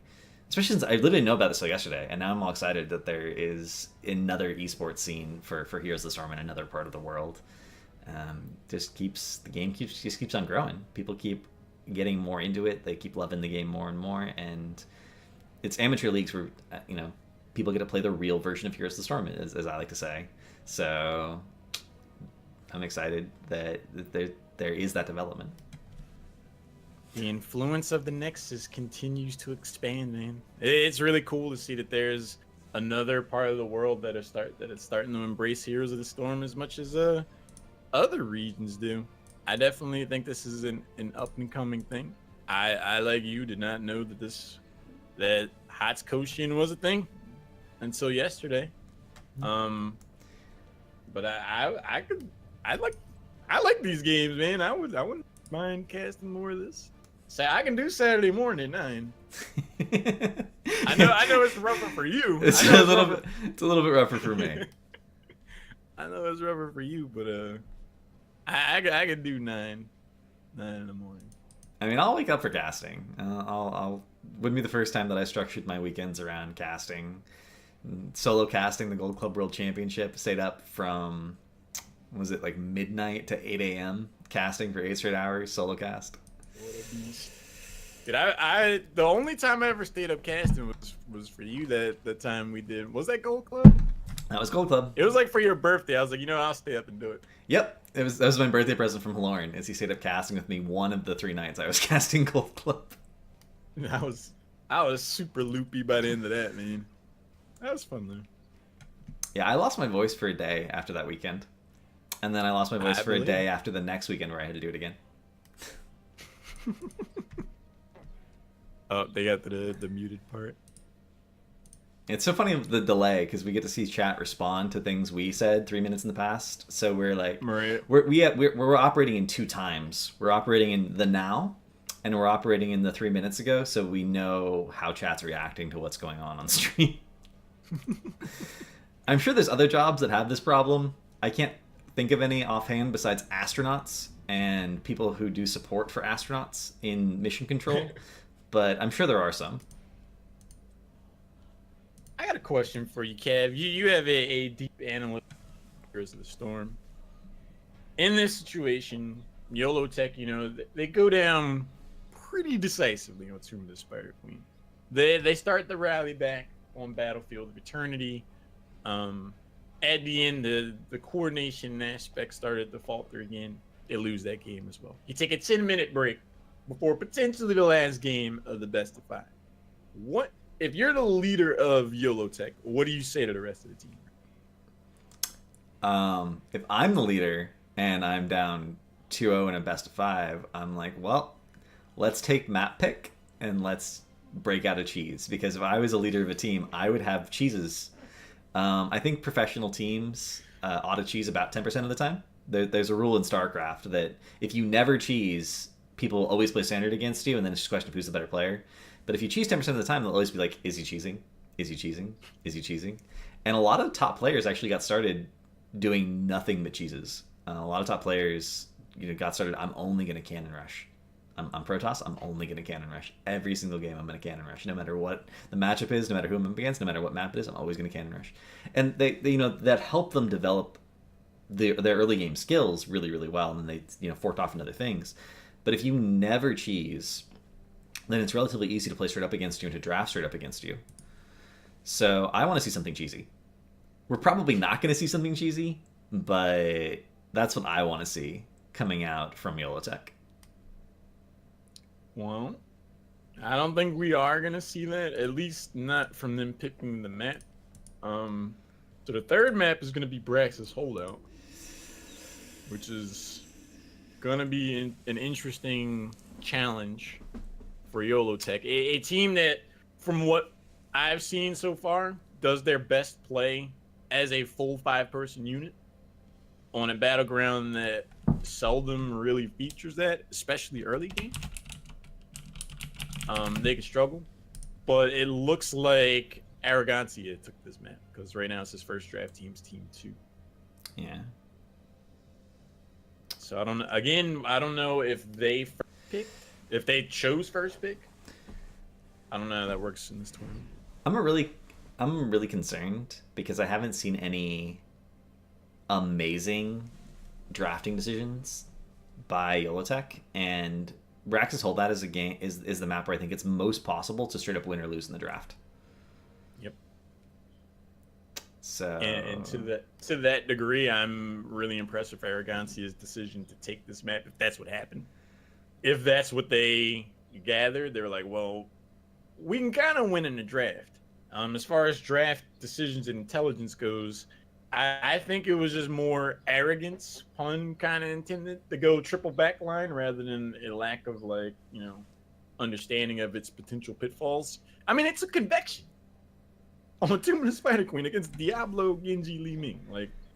I just think they look to blow people up, and they feel that they can get away with it based on skill alone. I like how chat's cut up the astronaut analogy, and then chat's like, you're basically astronauts. But if we're astronauts, that makes Twitch chat mission control. I'm not sure how I feel about that. I can dig it. Kaleo put the boot.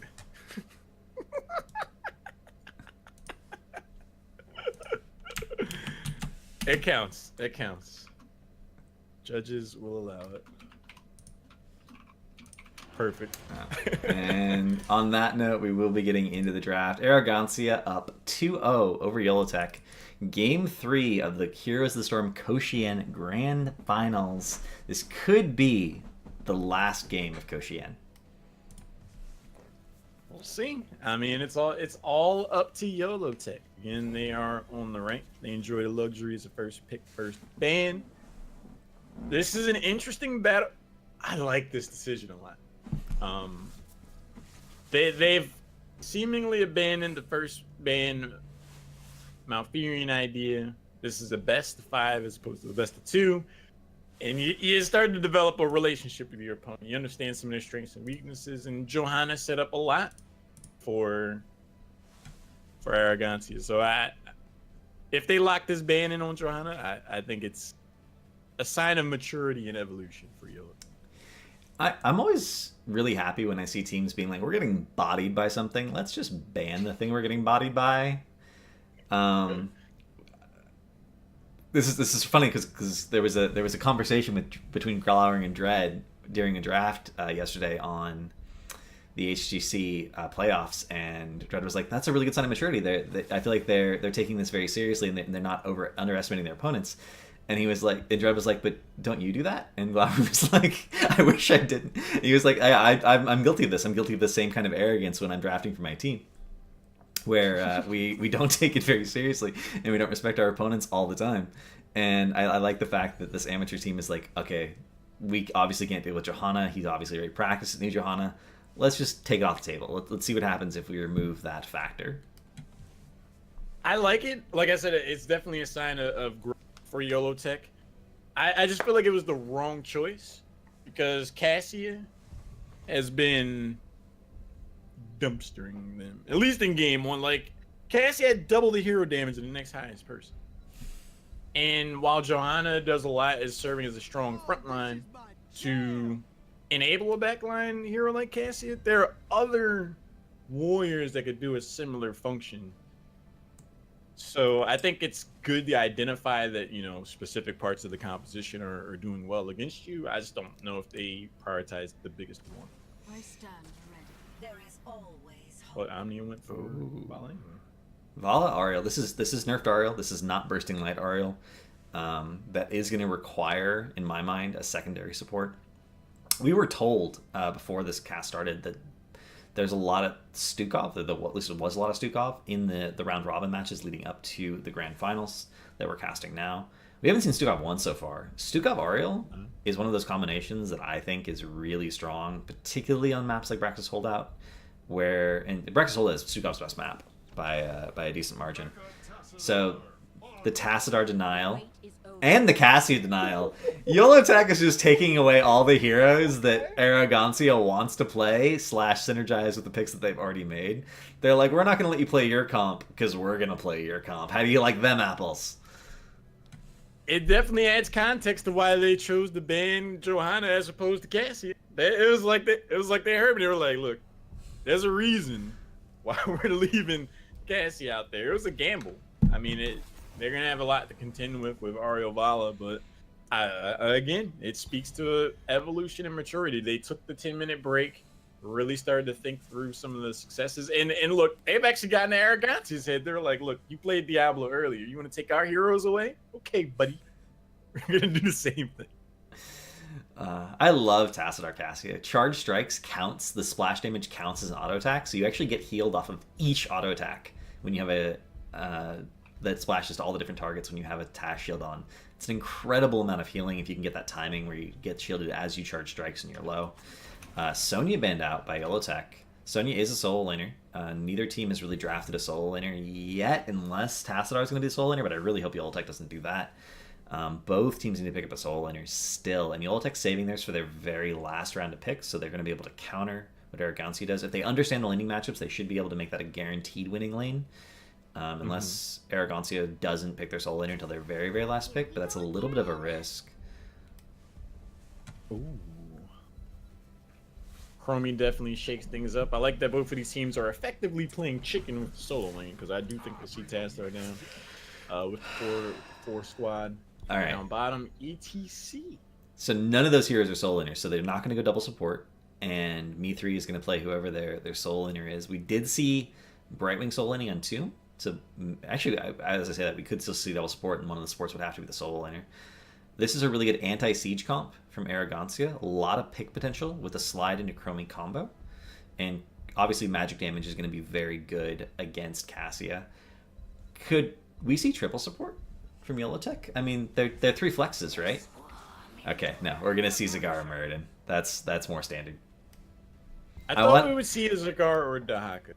I wanted to see. I'm gonna be honest. I wanted to see Brightwing, and then Brightwing just comes in and keeps Cassie alive whenever Chromie targets her, and Brightwing's in the solo in the rest of the time. It's not a good idea, but I wanted to see triple support. I want to see someone else draft it besides Expert.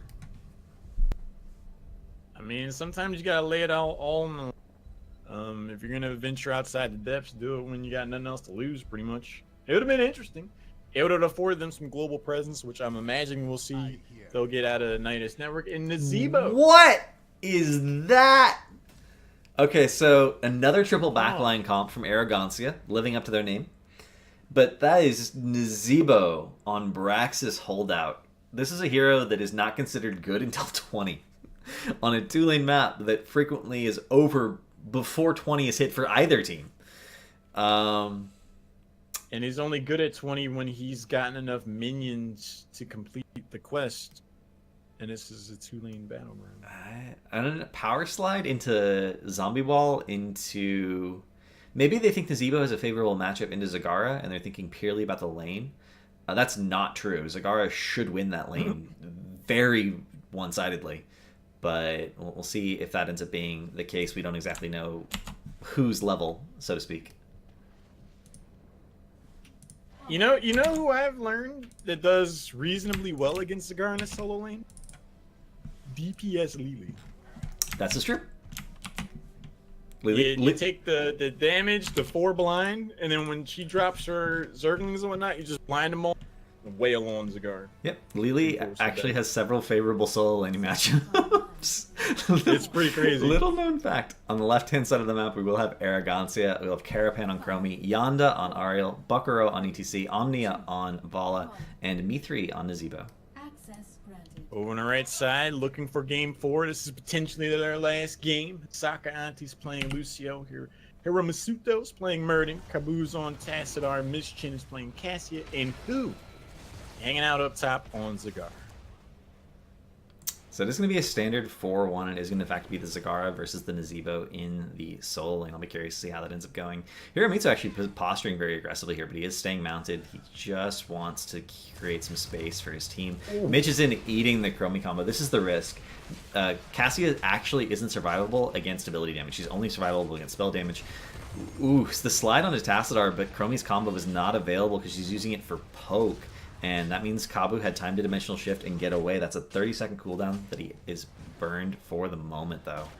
And just this posturing is just going to go on for a while. Both teams trying to get someone out of position, trying to catch the stun and get that burst down on them, but they're not quite managing to do it on either side. There's the power slide. I like that. Bakuro waited on the face melt. The burst wasn't there from Chromie. If that all locked in, that could have been first blood. A nice juke with the ankle breaks. Kabu gets out on Tassadar. Wow. I think that was an on cooldown dimensional shift, I'm pretty sure. 6 stacks for Chromie. That's 6 Qs hit. That's a 3-man power slide. But nothing comes of it because, again, not synergizing those cooldowns, unfortunately. A little bit awkward. We're gonna see Q build Vala. This is something you would not have been able to do before Ariel's rework because she just wouldn't have generated enough energy. But with the rework, she gets 25% increased energy. It went from 40 to 50% from hero damage done, so it works out just fine. Seeing auto attack Tassadar over Psystorm Tassadar, which is something we haven't seen very much of, and we're seeing full Q build Cassia, not going for that Charge Strike's Life Leech synergy with Tassadar. I thought he was going to vault out of that and be totally fine, but he actually ends up going down. Surprise, that's going to be the first takedown on Vala at a critical moment for YOLOtech, no less. They'll be able to go ahead and get this bottom beacon. Zagara's been able to push back Nazebo. Not necessarily a surprise to learn that. So right out of the gate, Cav, we got YOLOtech getting ahead on the objective. And this top lane, we haven't even talked about it, but it's getting dumpstered, just like we said it would. Towers are down, gates down, tower went down, both are out of ammo. Creep is everywhere, not being cleared at all. So, you know, we talked about it. This is the map where you can most easily lose in the draft, and I feel like Arrogancia lost the draft. They don't have a winning 4-man, they don't have a winning solo lane, which means they're going to constantly lose the objective in the early game, and YOLOtech should just be able to completely snowball them. If we are going to see a game 4, it definitely comes off the back of all the reasons you just stated. You're definitely not winning the Zagara and the outside of some high-level outclass and outskill. That's not necessarily panning out here. Lucio's and Tassadar are enough to endure against this Chromie burst. So right now, the early game is looking to be squarely in the hands of YOLOtech. That fort already, or the wall already being gone, means that this Zergwave is going to be able to push directly onto the fort, pretty uncontested, and they're actually going to have a 3-man rotation up. Tassadar staying in the bot lane to make sure the experience continues to get soaked regardless. And Matches-En posturing very aggressively here. Harumitsu on the bottom side has the threat to jump in. If he decides to go in, they could get a Fen stun combo, but positioning from Arrogancia is good enough that they never open themselves up to that possibility, but in exchange, they have to give up the fort basically for free. I would really like, Cav, for YOLOtech to back away here and start putting pressure on this bottom fort. I think if there's going to be any opportunity for Arrogancia to turn this around, it'll be with the members of Yolotech being so far away from home that this Chromie Burst has too much of an impact. We'll see how it plays out, though. A lot of damage goes in Cigar. He mounts up and he's like, well, I've seen enough. Yeah, as soon as they take any sort of damage, they immediately back away. I like that decision quite a bit. Zagara does not have level 10 yet, can't just hop on the Nidus. There's something you can do in this situation where the enemy team is at a keep defending against the Zerg wave, where you just go boss, and as soon as the Zerg dies, the last Zerg dies, the boss spawns. If you back up a little bit before that and go sit on boss, you can actually just steal boss because they don't have time to rotate after the Zerg wave gets cleared. I would have really liked to see that from Yolotech, but it's one of those sort of high-level tactics that if you're an amateur team, you may not feel 100% confident is actually going to work. Yeah, I like the idea of it. I think that might have been a bit risky for what they've shown thus far. It's definitely an option, though. They had the idea to the camps. They're going to move in, whip a tier advantage. A lot of damage goes to Bakuro. Stormbolt will connect. Can they follow up off of that? Yonda with the whip, not necessarily getting enough disengage, but ultimately, Bakuro will go. So, Yolotech had 100% guaranteed kill in that ETC if they all actually hit him on the Stormbolt, but we saw Michizen go on to Vala with Fend instead, and Vala just left the Fend because Vala has the ability to move because she's not stunned. And something we see a lot from amateur teams, they're like, oh, don't focus the tank, don't focus the tank. Focus whoever your tank initiates on. As long as you can get a kill, it doesn't matter who you're killing. In the U scene, we see tanks be the #1 priority target in some cases, because if you don't kill the tank, you never get to the back line. That's sort of the tank's job, is to make sure that he's a speed bump that gets in your way in that regard. So they gave up a kill there because they didn't focus fire. It's unfortunate. It's been something of a theme for them, unfortunately. Throughout the set, they're just split damage, not necessarily getting kills. Hiramisuto, oh no! But they do get the 1-for-1. Muradin for Avala again as the beacon phases start up, but without that critical front line, that could be tough. Also, without the critical damage dealer, it could be tough. They're hanging out, and they get ETC! They do. That was a beautiful turnaround. Yolotech is executing this better than they've executed anything so far. We are seeing a really weird Vala build. I thought we were going to see either full Q build or some sort of auto attack Q build, but we're actually seeing multi-shot Q build with Monster Hunter at 1 to clear the Zerg. That is bizarre to me, because when you go Monster Hunter at 1, you're basically saying, we're going to lose every Zerg wave, and we need to be able to clear it. I agree. I don't think that's... I don't know if that's what you want to do. We are going to see the easy zombie build, Dead Rush. This is the easiest Zebo build to play. I really like it a lot. I think this is the Zebo build that majority of players ought to be going, unless they're going to like one-trick Zebo and get really, really good at hitting that Q consistently on one target. Spider build is theoretically more damage. This is, in practice, more damage for literally 95% of players. So definitely low-hanging fruit there. I agree. I think Vala saw that the Q build wasn't going to be working out. They needed more wave clear. I think their overall intention was to go for Q, especially with Chromie's poke. But are we seeing? They got a whole lot to worry about. Are we seeing Maw? Are you seeing this? That's devouring Maw. They did not pick Nidus Zagara on arguably Nidus Zagara's second strongest map. It's a little wild. I don't... Okay, this is not China. This is Japan. It's worth noting. If this were China, that 100% would have been Nidus Network, especially if this was a super perfect team. But they are going to secure... if they land the right mall here... Oh my god. They might not need if they get this kill, if they get these kills, that's going to be game. Sound Barrier comes down, allowing them to go absolutely ham. Ariel and Nazebo go down. The Zerg wave is still alive. They're 5v3 on core. They just need to... Just right-click the core. Just spam Banelings. Right-click the core. Michisen's not even stutter-stepping. He should always be stutter-stepping his Cassie, but he's making an exception. He's just like, nope. And Yolotech, with the superior draft on Brax's holdout, takes their first game of the series, bringing it 2-1. GG. YOLO. You were like, is this what we're seeing? Is we're seeing Devouring Maw? As the bottom keep is going down, I was like, well, if the if the right mall lands, you don't need Netice Network because you're already talking about game 4. That's true. If the game ends, you don't need globals. You don't need to rotate anymore. I gotta say, Kev. I doubt my doubts were unfounded. Well, I was confused too, to be completely honest. But I mean, once you look at the overall situation, they had a very narrow focus. They were thinking in that exact moment, and it just so turns out that they were able to execute. I'm really impressed with Yellow Tech's level of play. They showed resolve and grit in a series that they've been struggling in. Yeah. I think it's in part them rising to the occasion, and in part to Nazebo getting 6,000 hero days. Nazebo was not the pick there. I think it's important to note that that's the first draft where we've been like Yellow Tech actually won the draft. They have a better draft, and then they won the game. Execution is a huge part of Heroes of the Storm, arguably the biggest part, but their execution hasn't been that far below Aragon's. It's been a little bit below, but it also seemed like they were a lot more comfortable on the heroes they were playing. So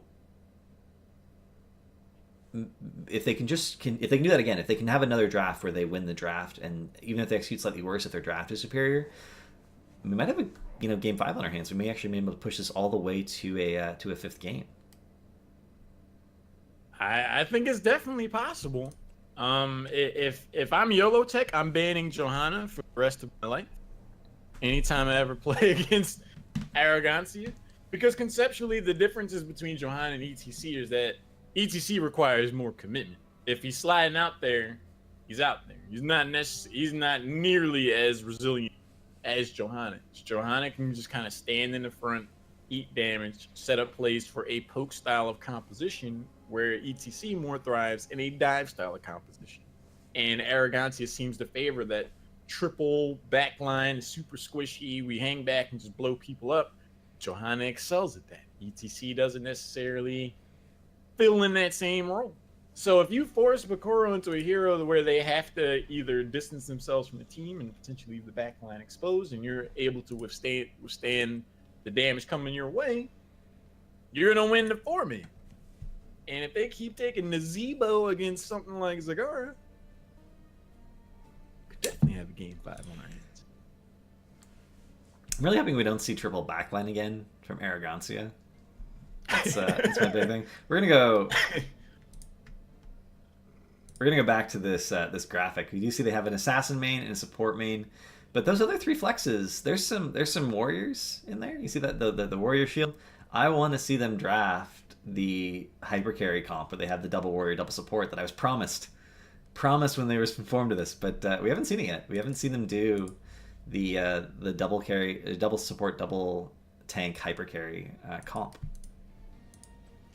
Haven't seen Stukov either.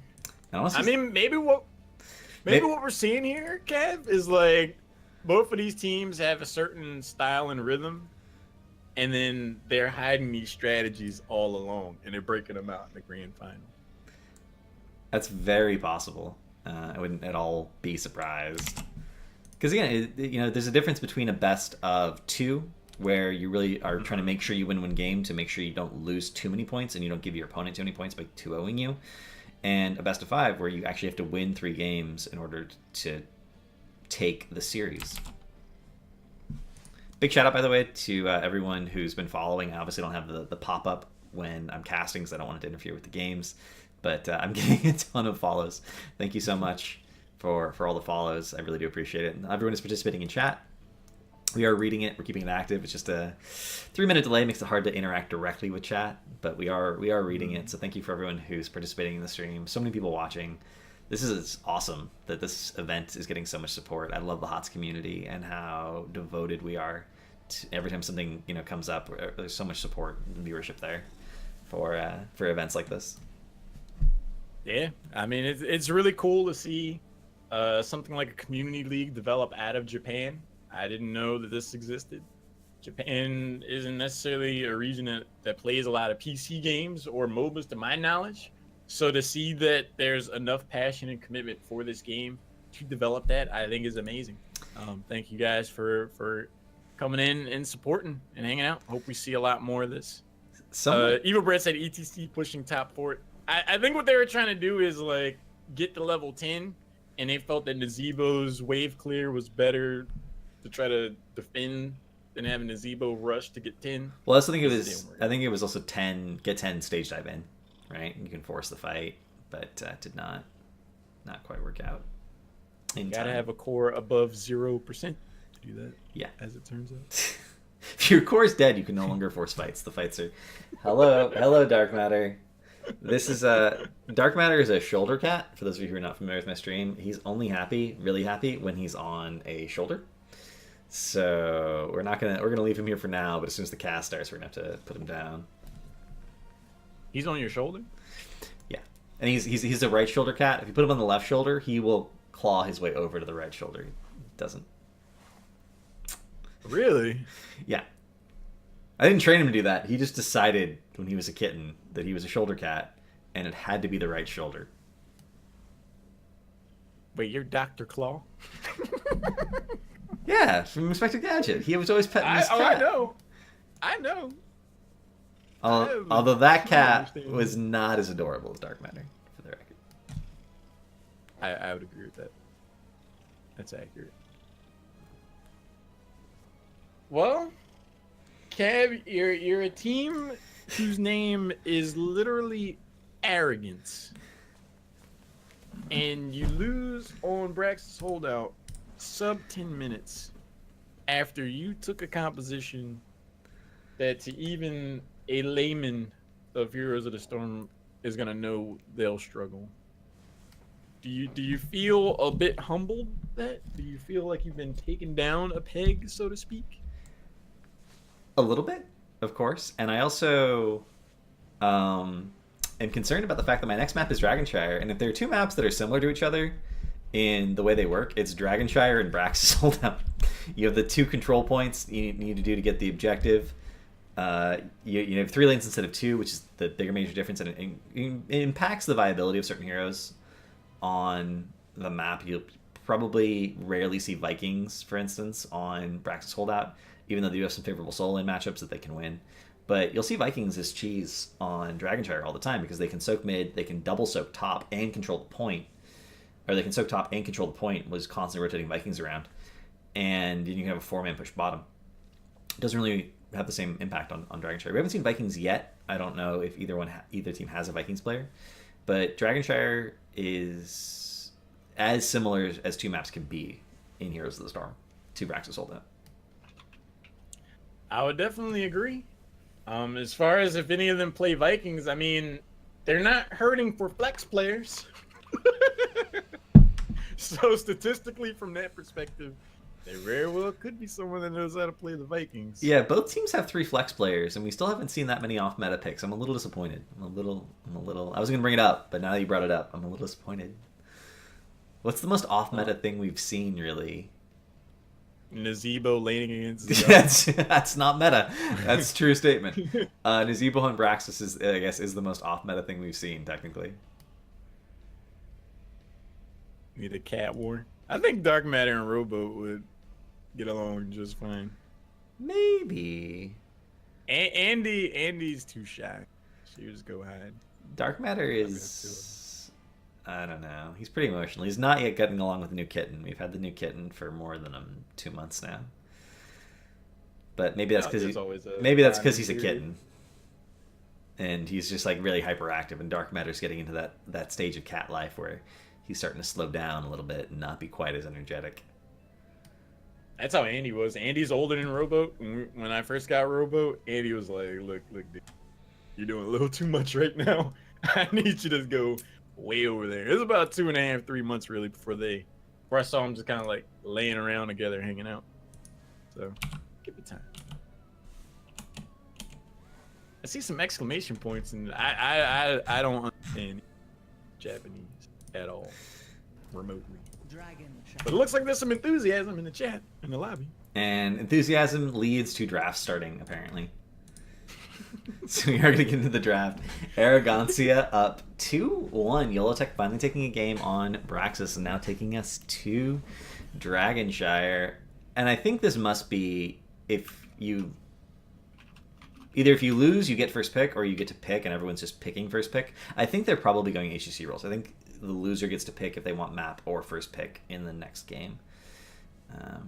So Arrogancia opting, I'm going to say, for first pick. And I wonder if we're going to see another Mathael ban. They've been banning Mathael pretty much every... No! Changing it up!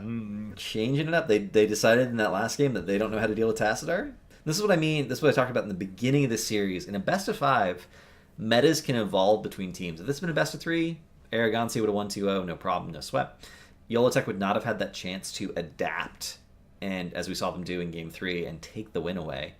And that started in the draft. So Arrogancia now adapting back and being like, well, you had Tassadar. Tassadar was good. We're not going to let you have Tassadar again. You make an excellent point. There's something to be said for familiarity gained through exposure. On paper, I think it could be argued that Yolotech are the lower technically skilled team from what we've seen as far as just like raw team fighting mechanics and execution, things like that go. But if you are playing against the opponent enough times and you see their mannerisms, you see how they play, you see their subconscious philosophies, you start to play to their level. So if you can get ahead mentally or in a draft, you find yourself having a sub 10-minute game talking about game 4. And it definitely puts a lot of onus on to Arrogancia to respond in a lot of ways, and they've identified that, and they've decided to ban out Tassadar as a result. Yolotech sticking with their respect ban on the Johanna, which I like quite a bit. She's a very strong hero on Dragonshire. At least she was. It's hard to evaluate if new Johanna is different from old Johanna enough to the point where she has different map strengths. Omnia picks up Greymane, and Yolotech is going to respond with Zagara Malfurion. I like it. Zagara is one of the best top laners, one of the best solo laners in the game, really, right now. She has a big weakness in terms of team fighting later on in the game, but if you can win in the laning phase of the game and you're 3 levels ahead, your team fighting is good no matter what heroes you have. And Yolotech demonstrated that in the previous game very convincingly. So I like the Zagara pickup. The question becomes, does Arrogancia understand what heroes can beat Zagara in lane? And do they draft any of them? Oh, wow. They picked Sonya Diablo. If Sonya is their solo laner, the answer is no. They don't understand what wins against Zagara. Well, I mean, that's something of the trap/ploy that Yolotech laid out for Arrogancia. I think what we've seen so far in this draft, the thing that's been least considered has been the solo lane hero. And I feel like Yolotech saw a lot of success with the Zagara last game, obviously and objectively so. So they go back to that well and force Arrogancia to take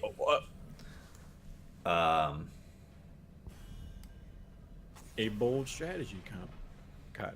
I'm actually not sure what the policy for that is in pro games. If someone misses a ban, if they like remake the lobby or the ban's just gone.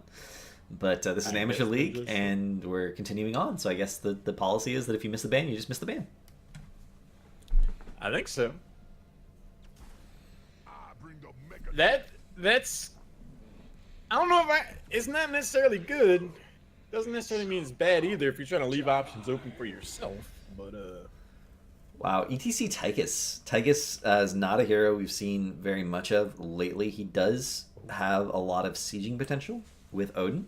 And if you have Odin plus the Dragon Knight, that's really, really scary.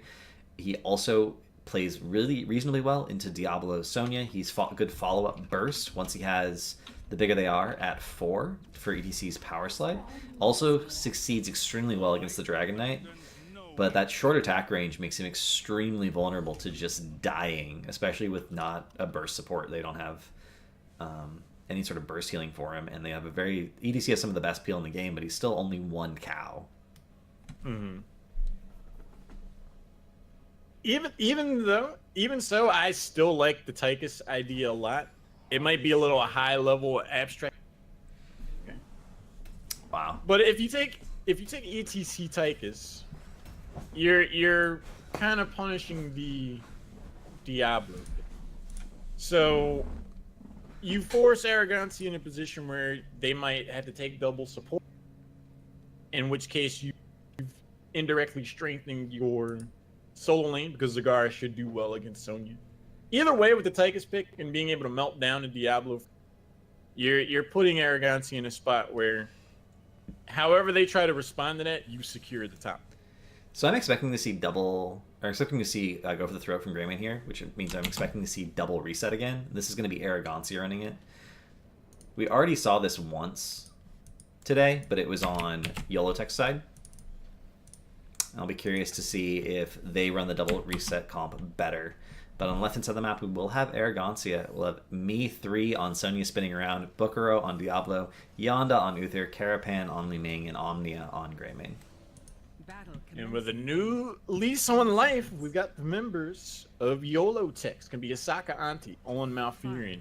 Hiro Misuto playing Tychus, Kabu's on ETC, Who is playing Zagar, and Mission will round it out on the Voidbringer, Zeratul. I like the one name we had to ask about is Who, because people can be like, who? Who's? They can't read the name either.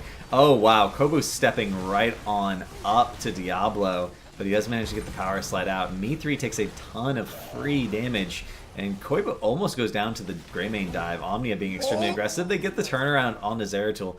That was a messy fight from both teams. No focus fire from either one. Everyone ended up low.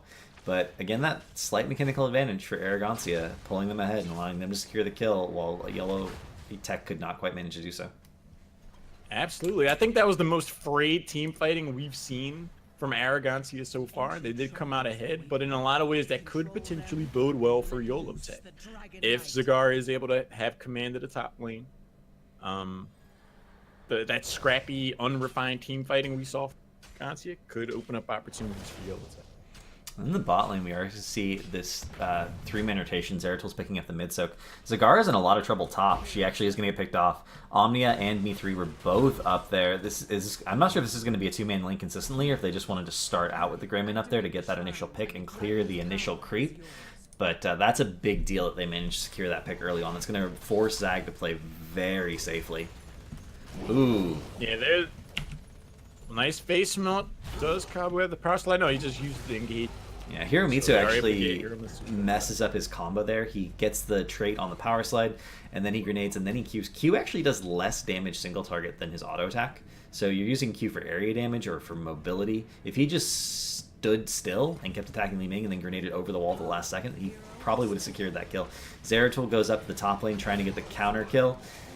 Ends up going down, and Arrogancia in the meanwhile actually picks up the first dragon, or excuse me, YOLOtech in the meanwhile picks up the first Dragon Knight of the game. So they trade a kill for the Dragon Knight that may end up being worthwhile.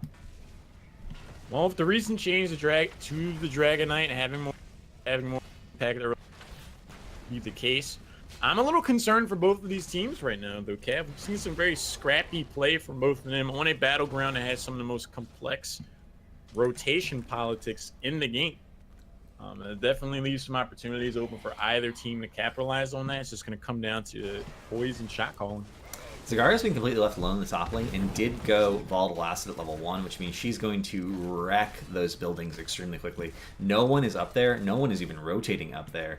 And as long as the Dragon Knight stays mid-bottom and gets as much value as possible, she's going to be completely left alone. If she gets an entire tower, she is going to get a tower here, guaranteed. That's a huge amount of value.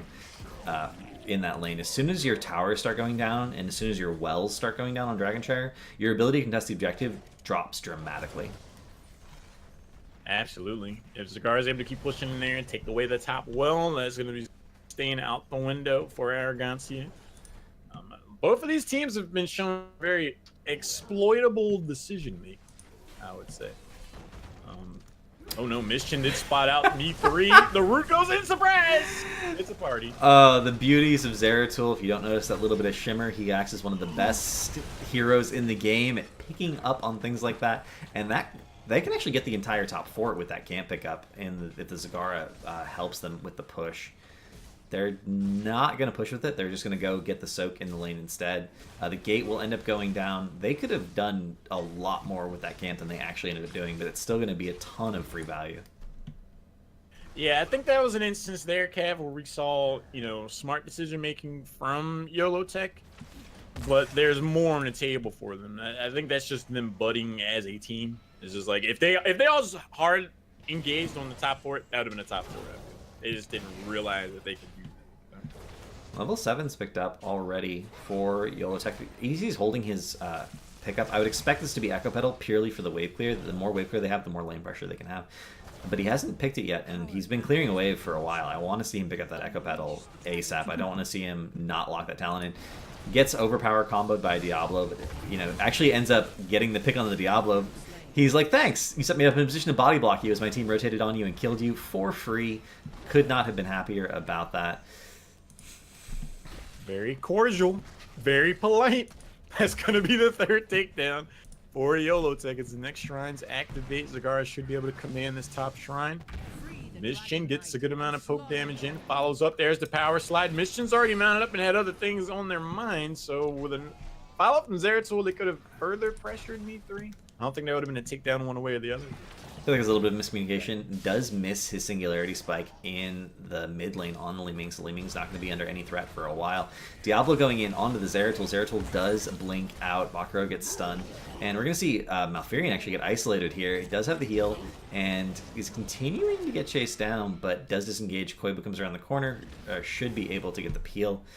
Top lane still getting aggressively pressured by Zagara. No one can match her in lane. They're constantly rotate up one person to just be like, you deal with it. No, you deal with it. No, you deal with it. It's like hot potato in laning form. And everyone's getting burned on Arrogancia. I think we're seeing some ripples of the we have 3 flex players idea. When you have Diablo laning against Zagara, something's falling apart. You got Diablo laning against Zagara. Sonya rotating around as like the main tank. That's not necessarily a recipe for success, but maybe Bakuro's proving me wrong there. He's pushing Zagara back. It's really sad too because Diablo's playground is that bottom shrine where he can more consistently get the full body stun. Oh my, this shit! He's stealthed. Blink over the wall. Blink over the wall. Blink over the wall. He blinks over the wall. He's still going. Me3 didn't notice. He thought he went the other way. He thought he went the other way. He's totally fine. He's totally fine. Mission got the kill. It blinks back over the wall. Is gonna slim. Just walk out. He's just walking out. Oh!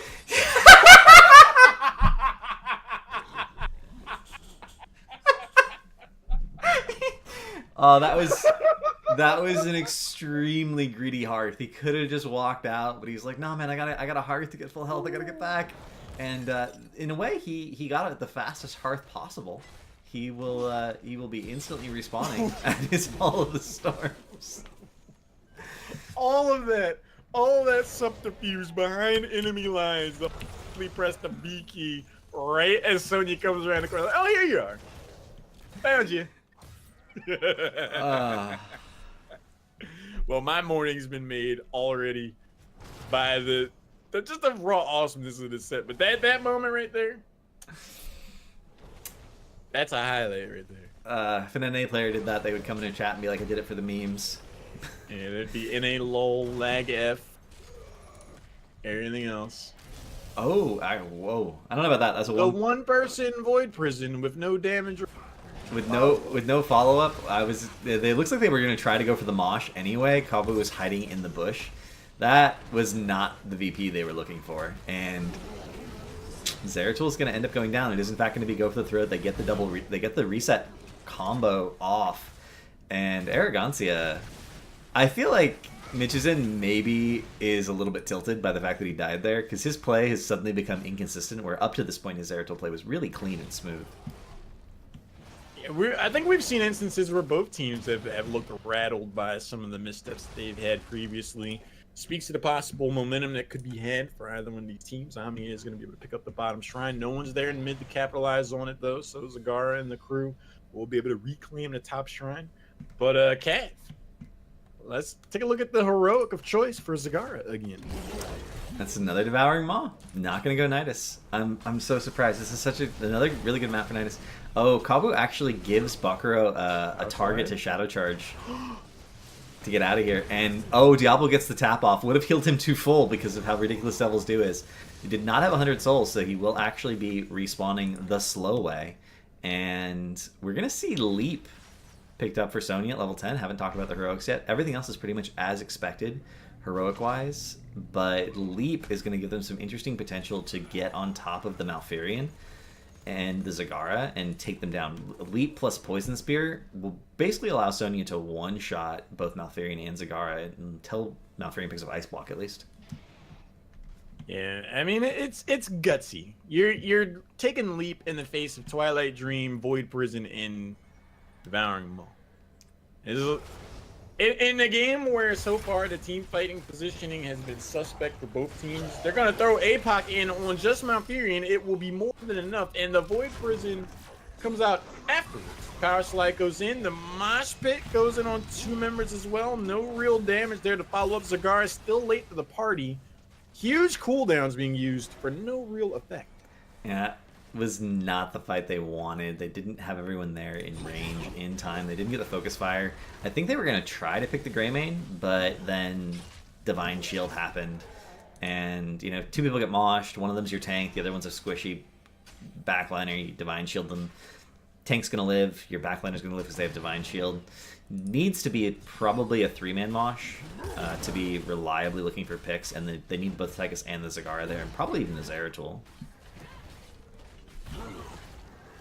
One thing that I'm noticing out of this game in particular, and I thought we might see this given how complex this battleground can be, there's an acronym I have, Cav. It's called WHAT. What happens after this? And it just feels like there's some short-sighted decision-making going on from these teams. It's like, I'm going to throw the Void Prison down. I know Malfurion's already dead. Oh, wait, Zagara is just hanging out down bot lane. We have no... Your Tychus isn't really set up either. It just feels like both of these teams have shown instances where they see something, they decide to do it without really considering what happens after. And if both of these teams slow down, really think about what they're trying to do, we'll see some improved play. Yeah, it's sort of the hallmark of amateur teams across the board is they get tunnel vision. They're like, oh, I can do that. And then they do that, and then they're like, okay. That didn't happen the way I thought it would, somehow. But pressure is going to be real for Yolotech in the bottom lane here. They're actually going to get the entire bottom fort, and that's going to open up the map significantly for them. If they had a global, that would actually be really, really scary, but they don't. We didn't mention that in the draft, but normally globals are heavily prioritized on Dragon Shard. We didn't see any emphasis on globals. We expected Nidus. Because Nidus is usually played as a global, especially on this map. But with neither team having any globals, the late game rotations are going to be really interesting. Yeah, we commended the Devouring game because it felt like it was an instant. If we take this heroic now and get value off of it, we can end the game. Where it seems to be just the default heroic of choice. I mean, maybe that's just the Japanese meta. Oh my god. No mosh? No mosh. The Gleaming was not in it. She wasn't right above, so she would have gotten the instant interrupt. We are going to see the VP mosh, but APOC being used to combo off of the enemy's VP. Not really what you're going for. Li Ming does end up going down. That ends up being a 2-for-1 trade, however. That was an ugly team fight. Lots of buttons pushed. Lots of buttons not pushed on the same targets. It was a zoning VP to follow up a slide that no one was in range to follow up on. Followed by APOC countering VP because the Mosh was trying to follow up. I don't even know exactly what the game plan there was going into it. I'm not necessarily certain that there was. It was just kind of scrappy. We're fighting, guys. Let's go for it. See who comes out on top. There wasn't really much coordination or synergy. It was unlucky for Mischin because out of nowhere he was just on the left side by himself and got absolutely savaged by a Greymane. Mischin, he's been a little unlucky this game. Little bit. Although I like to say that you make your own luck in a lot of ways, especially in coordinated play.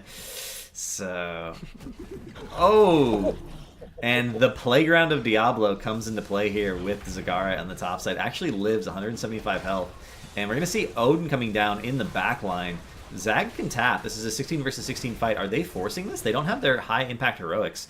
Forcing a fight without your high impact heroics and then burning a heroic, you're talking about starting death timers. They're staggering their heroic timers. They're never going to be able to have the team fight they drafted for with all their amazing heroics. They're going to be the VP coming down again. Are we going to see the Malf route follow? No, it came down too early and VP did not get canceled. Michizen actually ends up going down. That's 100% on Michizen. They would have gotten that kill if he'd canceled VP. They end up getting the counter kill onto Sonya. Maw comes down, isolating one target. Mosh Pit will be off in 1 second, but the members of Arrogancia are going to be able to get back in time. It just feels like both of these teams, Cav, are just throwing buttons down off cooldown. Like the moment. It's like, oh, I got Power Slide up. I got Mosh Pit up. I got Void Pit. Like, they're just going in. And to an extent, I enjoy that kind of play. Just in your face, bare knuckle Heroes of the Storm, as I would like to call it. But if you want to try to take down a team like Arrogancia, you're going to have to tighten up a bit more. It's a matter of getting value, I think. You're just, if you always use an ability on cooldown, then you're getting the maximum possible value out of that ability. That's the philosophy we're seeing in this game. And Yolotech, in fairness, 17-17. This is the second best game they've had so far this series. This first one being the one where they won Abraxas and they had, a dominant 3-level lead. This is even, which is the first time they've managed to get to the mid or late game even on a 3-lane map against Arrogancia.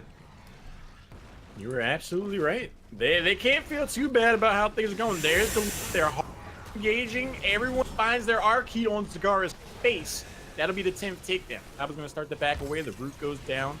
Odin is popped and used. Mosh Pit is available. Void Prison will be back off cooldown now, as is Twilight Dream. Even though they lost Zagara, though, they have both of the beacons, so there's no worry for the objective at the moment. Diablo is going to be able to claim bottom, and this 4-man's going to be able to zone away.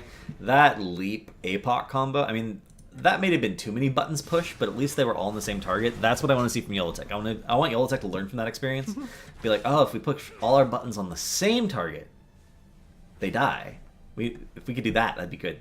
We're going to see the Siege Invade here. Oh, ETC gets Shadow Charged into the wall, and VP cancels Twilight Dream. Does not get any value from that. Again, the anti-synergy on the heroics. They need to talk about this. Like, I'll VP first, then you Twilight Dream and slide in with Mosh. Like, I'll Odin when you're forcing the fight and not right before or right after. We've not yet seen all of the synergy possible from Yolotech with their heroics happen even once so far this game. It's been a calamity of errors in fights for Yolotech specifically. That was a potential, Kev. 5-man mosh pit. Instead, ETC face melts and tries to walk away. Then the Void Prison comes in off of that. And Malfurion feels like that's their slow clap moment to step in, to throw Twilight Dream after the fact. They just got to coordinate. If they fail to do so, this could be the end of the series. Both teams are showing relatively good rotations at this point. Merc pressure, a lot of Merc pressure in the bottom from Yolotech. We're going to have to see Arrogancia come down and clear that. They're trying to pick up their own bruisers on the top side to get that pressure.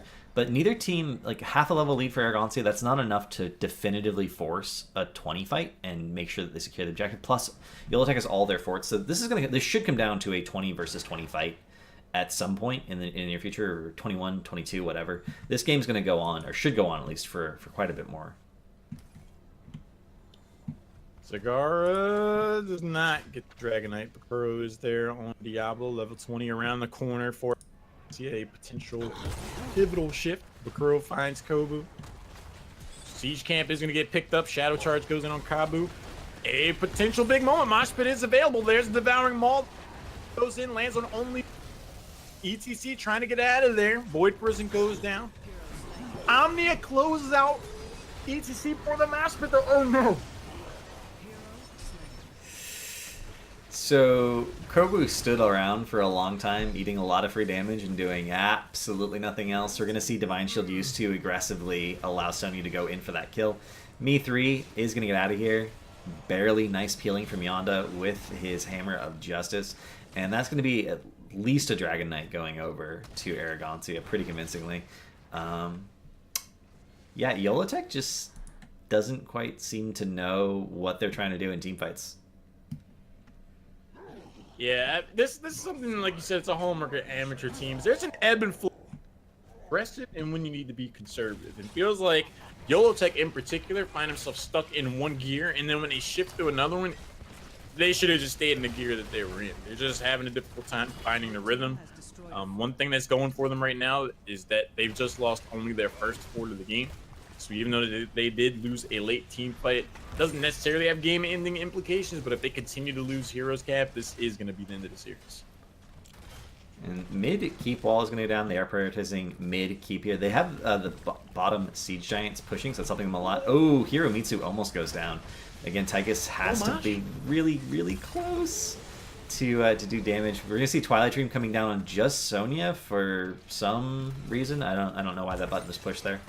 Carapan taking a lot of damage on the Dragon Knight from the Tychus, which is why they drafted Tychus. Why Tychus is sometimes drafted on this map, purely for the defense of the Dragon Knight. VP and Ma onto one target each. That's not ideal use of those heroics. Not the best pair of heroics I've ever seen used in my time seeing Heroes of the Storm play. Mission did interrupt the Hearth back. They were looking to Hearth back. Okay. Only 8 seconds left on the Dragon Knight. He breathed on his own team there. Carapan's kind of a dick. He's trying to interrupt their Hearths. Turns out it doesn't work. And 20 versus 20 though, no keeps down. So this is as even as games get going into the post 20 game. And we're in a situation right now where there's an open lane where it's just the keep and core left for both teams, which means that a full 5-man wipe should result in the game ending. And Yellowtech has a wombo. They have a really good combination that can easily wipe an entire team if they can just execute it one time. And we've seen them executing consistently in every single game they played, but they've managed to execute at least once in each one of those games. So can they do it one more time? I hope so. I mean, this is going to be one of those battlegrounds where obviously we're going to get to the late game, see who decides what. But their rotations for both of these teams just seem to have been somewhat all over the place. And when they do heavily commit to something, we see instances where the heroics are used on one person apiece. So I'm not sure this is a game that could go either way. To be honest, I'm not sure how this will play out. Top fork goes down. That opens up the map a little bit. We are going to see the bruisers picked up for Arrogancia, and in the bottom, this is my concern with not having a global or a real offlaner on this map. We're seeing a lot of 5-man pushes from both teams, and you can't put pressure on the map unless you can get a keep if you don't have an offlaner, if you don't have a global, which means both teams are just deathballing at this point, and that's a lot of eggs in one basket. You're basically saying, we win the team fight, we win. We lose the team fight, we lose. That's sort of a one-dimensional strategy from my perspective.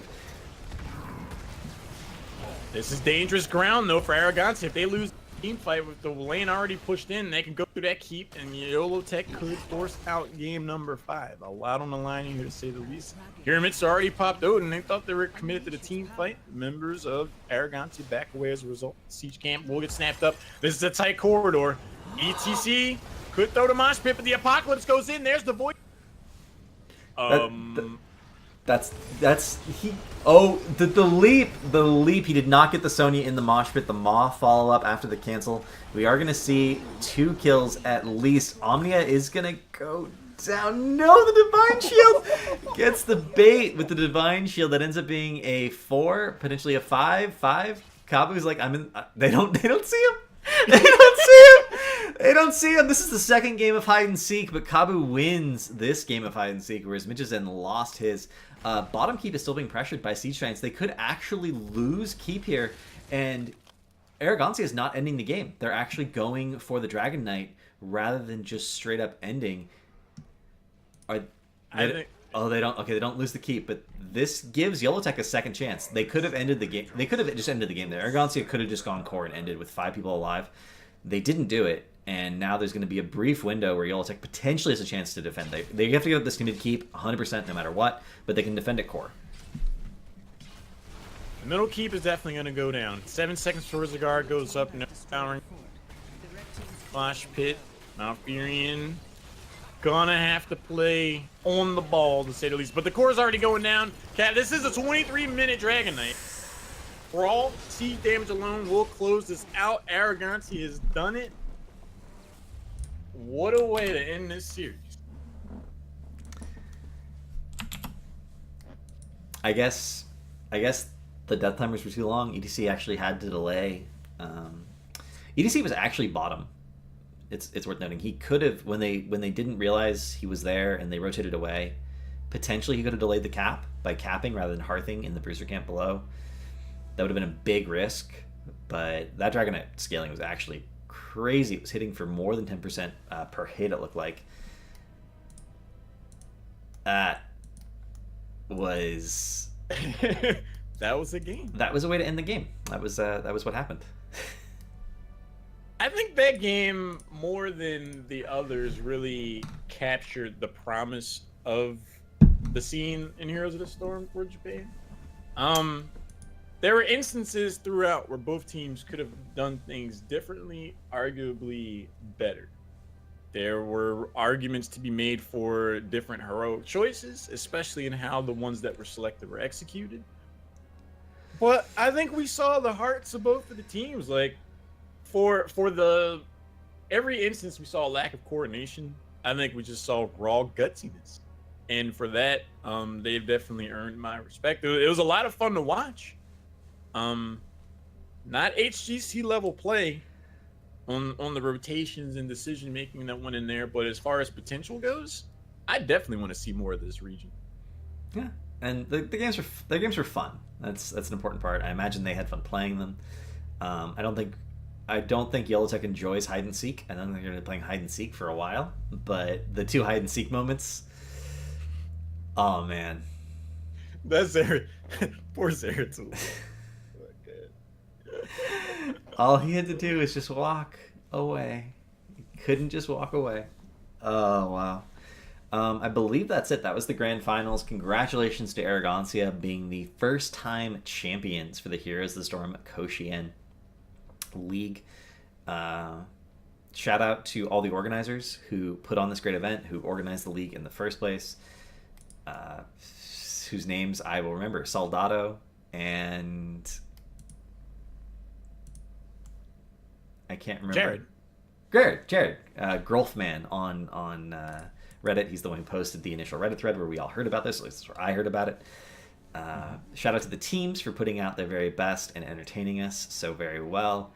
Yellowtech, positional issues, some timing issues with their combos, but Braxis showed the promise that they have as a team, and I want to see more of that. Hopefully they come back next season new and improved. Any shout outs for you, Lauren? I mean, I would echo the shout outs to the organizer. Taking a grassroots initiative, like making a Heroes of the Storm League in Japan is awesome. I hope they feel successful in their endeavor. This was very entertaining. Thanks for getting us involved. This was a lot of fun to cast. I agree. I would agree that the Yellowtech, I wouldn't feel too bad at all about this best of 5, all things considered. They practiced really hard after going down 2 games in the regular season against Arrogancia. They got insight and wisdom from the coach of Deadly Kittens, a team we see at the HGC level often. And I think their efforts paid off. They took a decisive game off of Arrogancia. Sub 10 minute on Brax's holdout, that's no small feat. And it really felt like the series was more or less theirs to win or lose. When they executed to their potential, when they aligned their heroics up, they won team fights. When they didn't, they didn't. And I'd rather be in a position where I felt like I more lost the game than the other team just flat out beat me, because then you have things you can work on. There are things you can directly improve on. So in that, I would come away feeling pretty good about this. I really hope we see them again. Job well done by both teams, though. Shout out to Beluga Senen, who just subbed with, I need to learn some Japanese hide and seek skills. I think Vasmos is pointing out chat. I think he's right. I was watching the minimap and I didn't see ETC move, but I realized now that he had Crowd Surfer, so he actually slid through the wall and then Hearth, which did force that rotation bot. So he did delay as long as he could. So I take that back. He basically delayed as long as he possibly could have, and it still wasn't enough. Just Dragonite in late game. Too much. Too much damage on core. Thank you all for watching. Thank you for supporting the Japanese scene. And I'm Cavalier Guest. With me is Halorn, and we will see you guys later. Have a good day, everyone. Bye.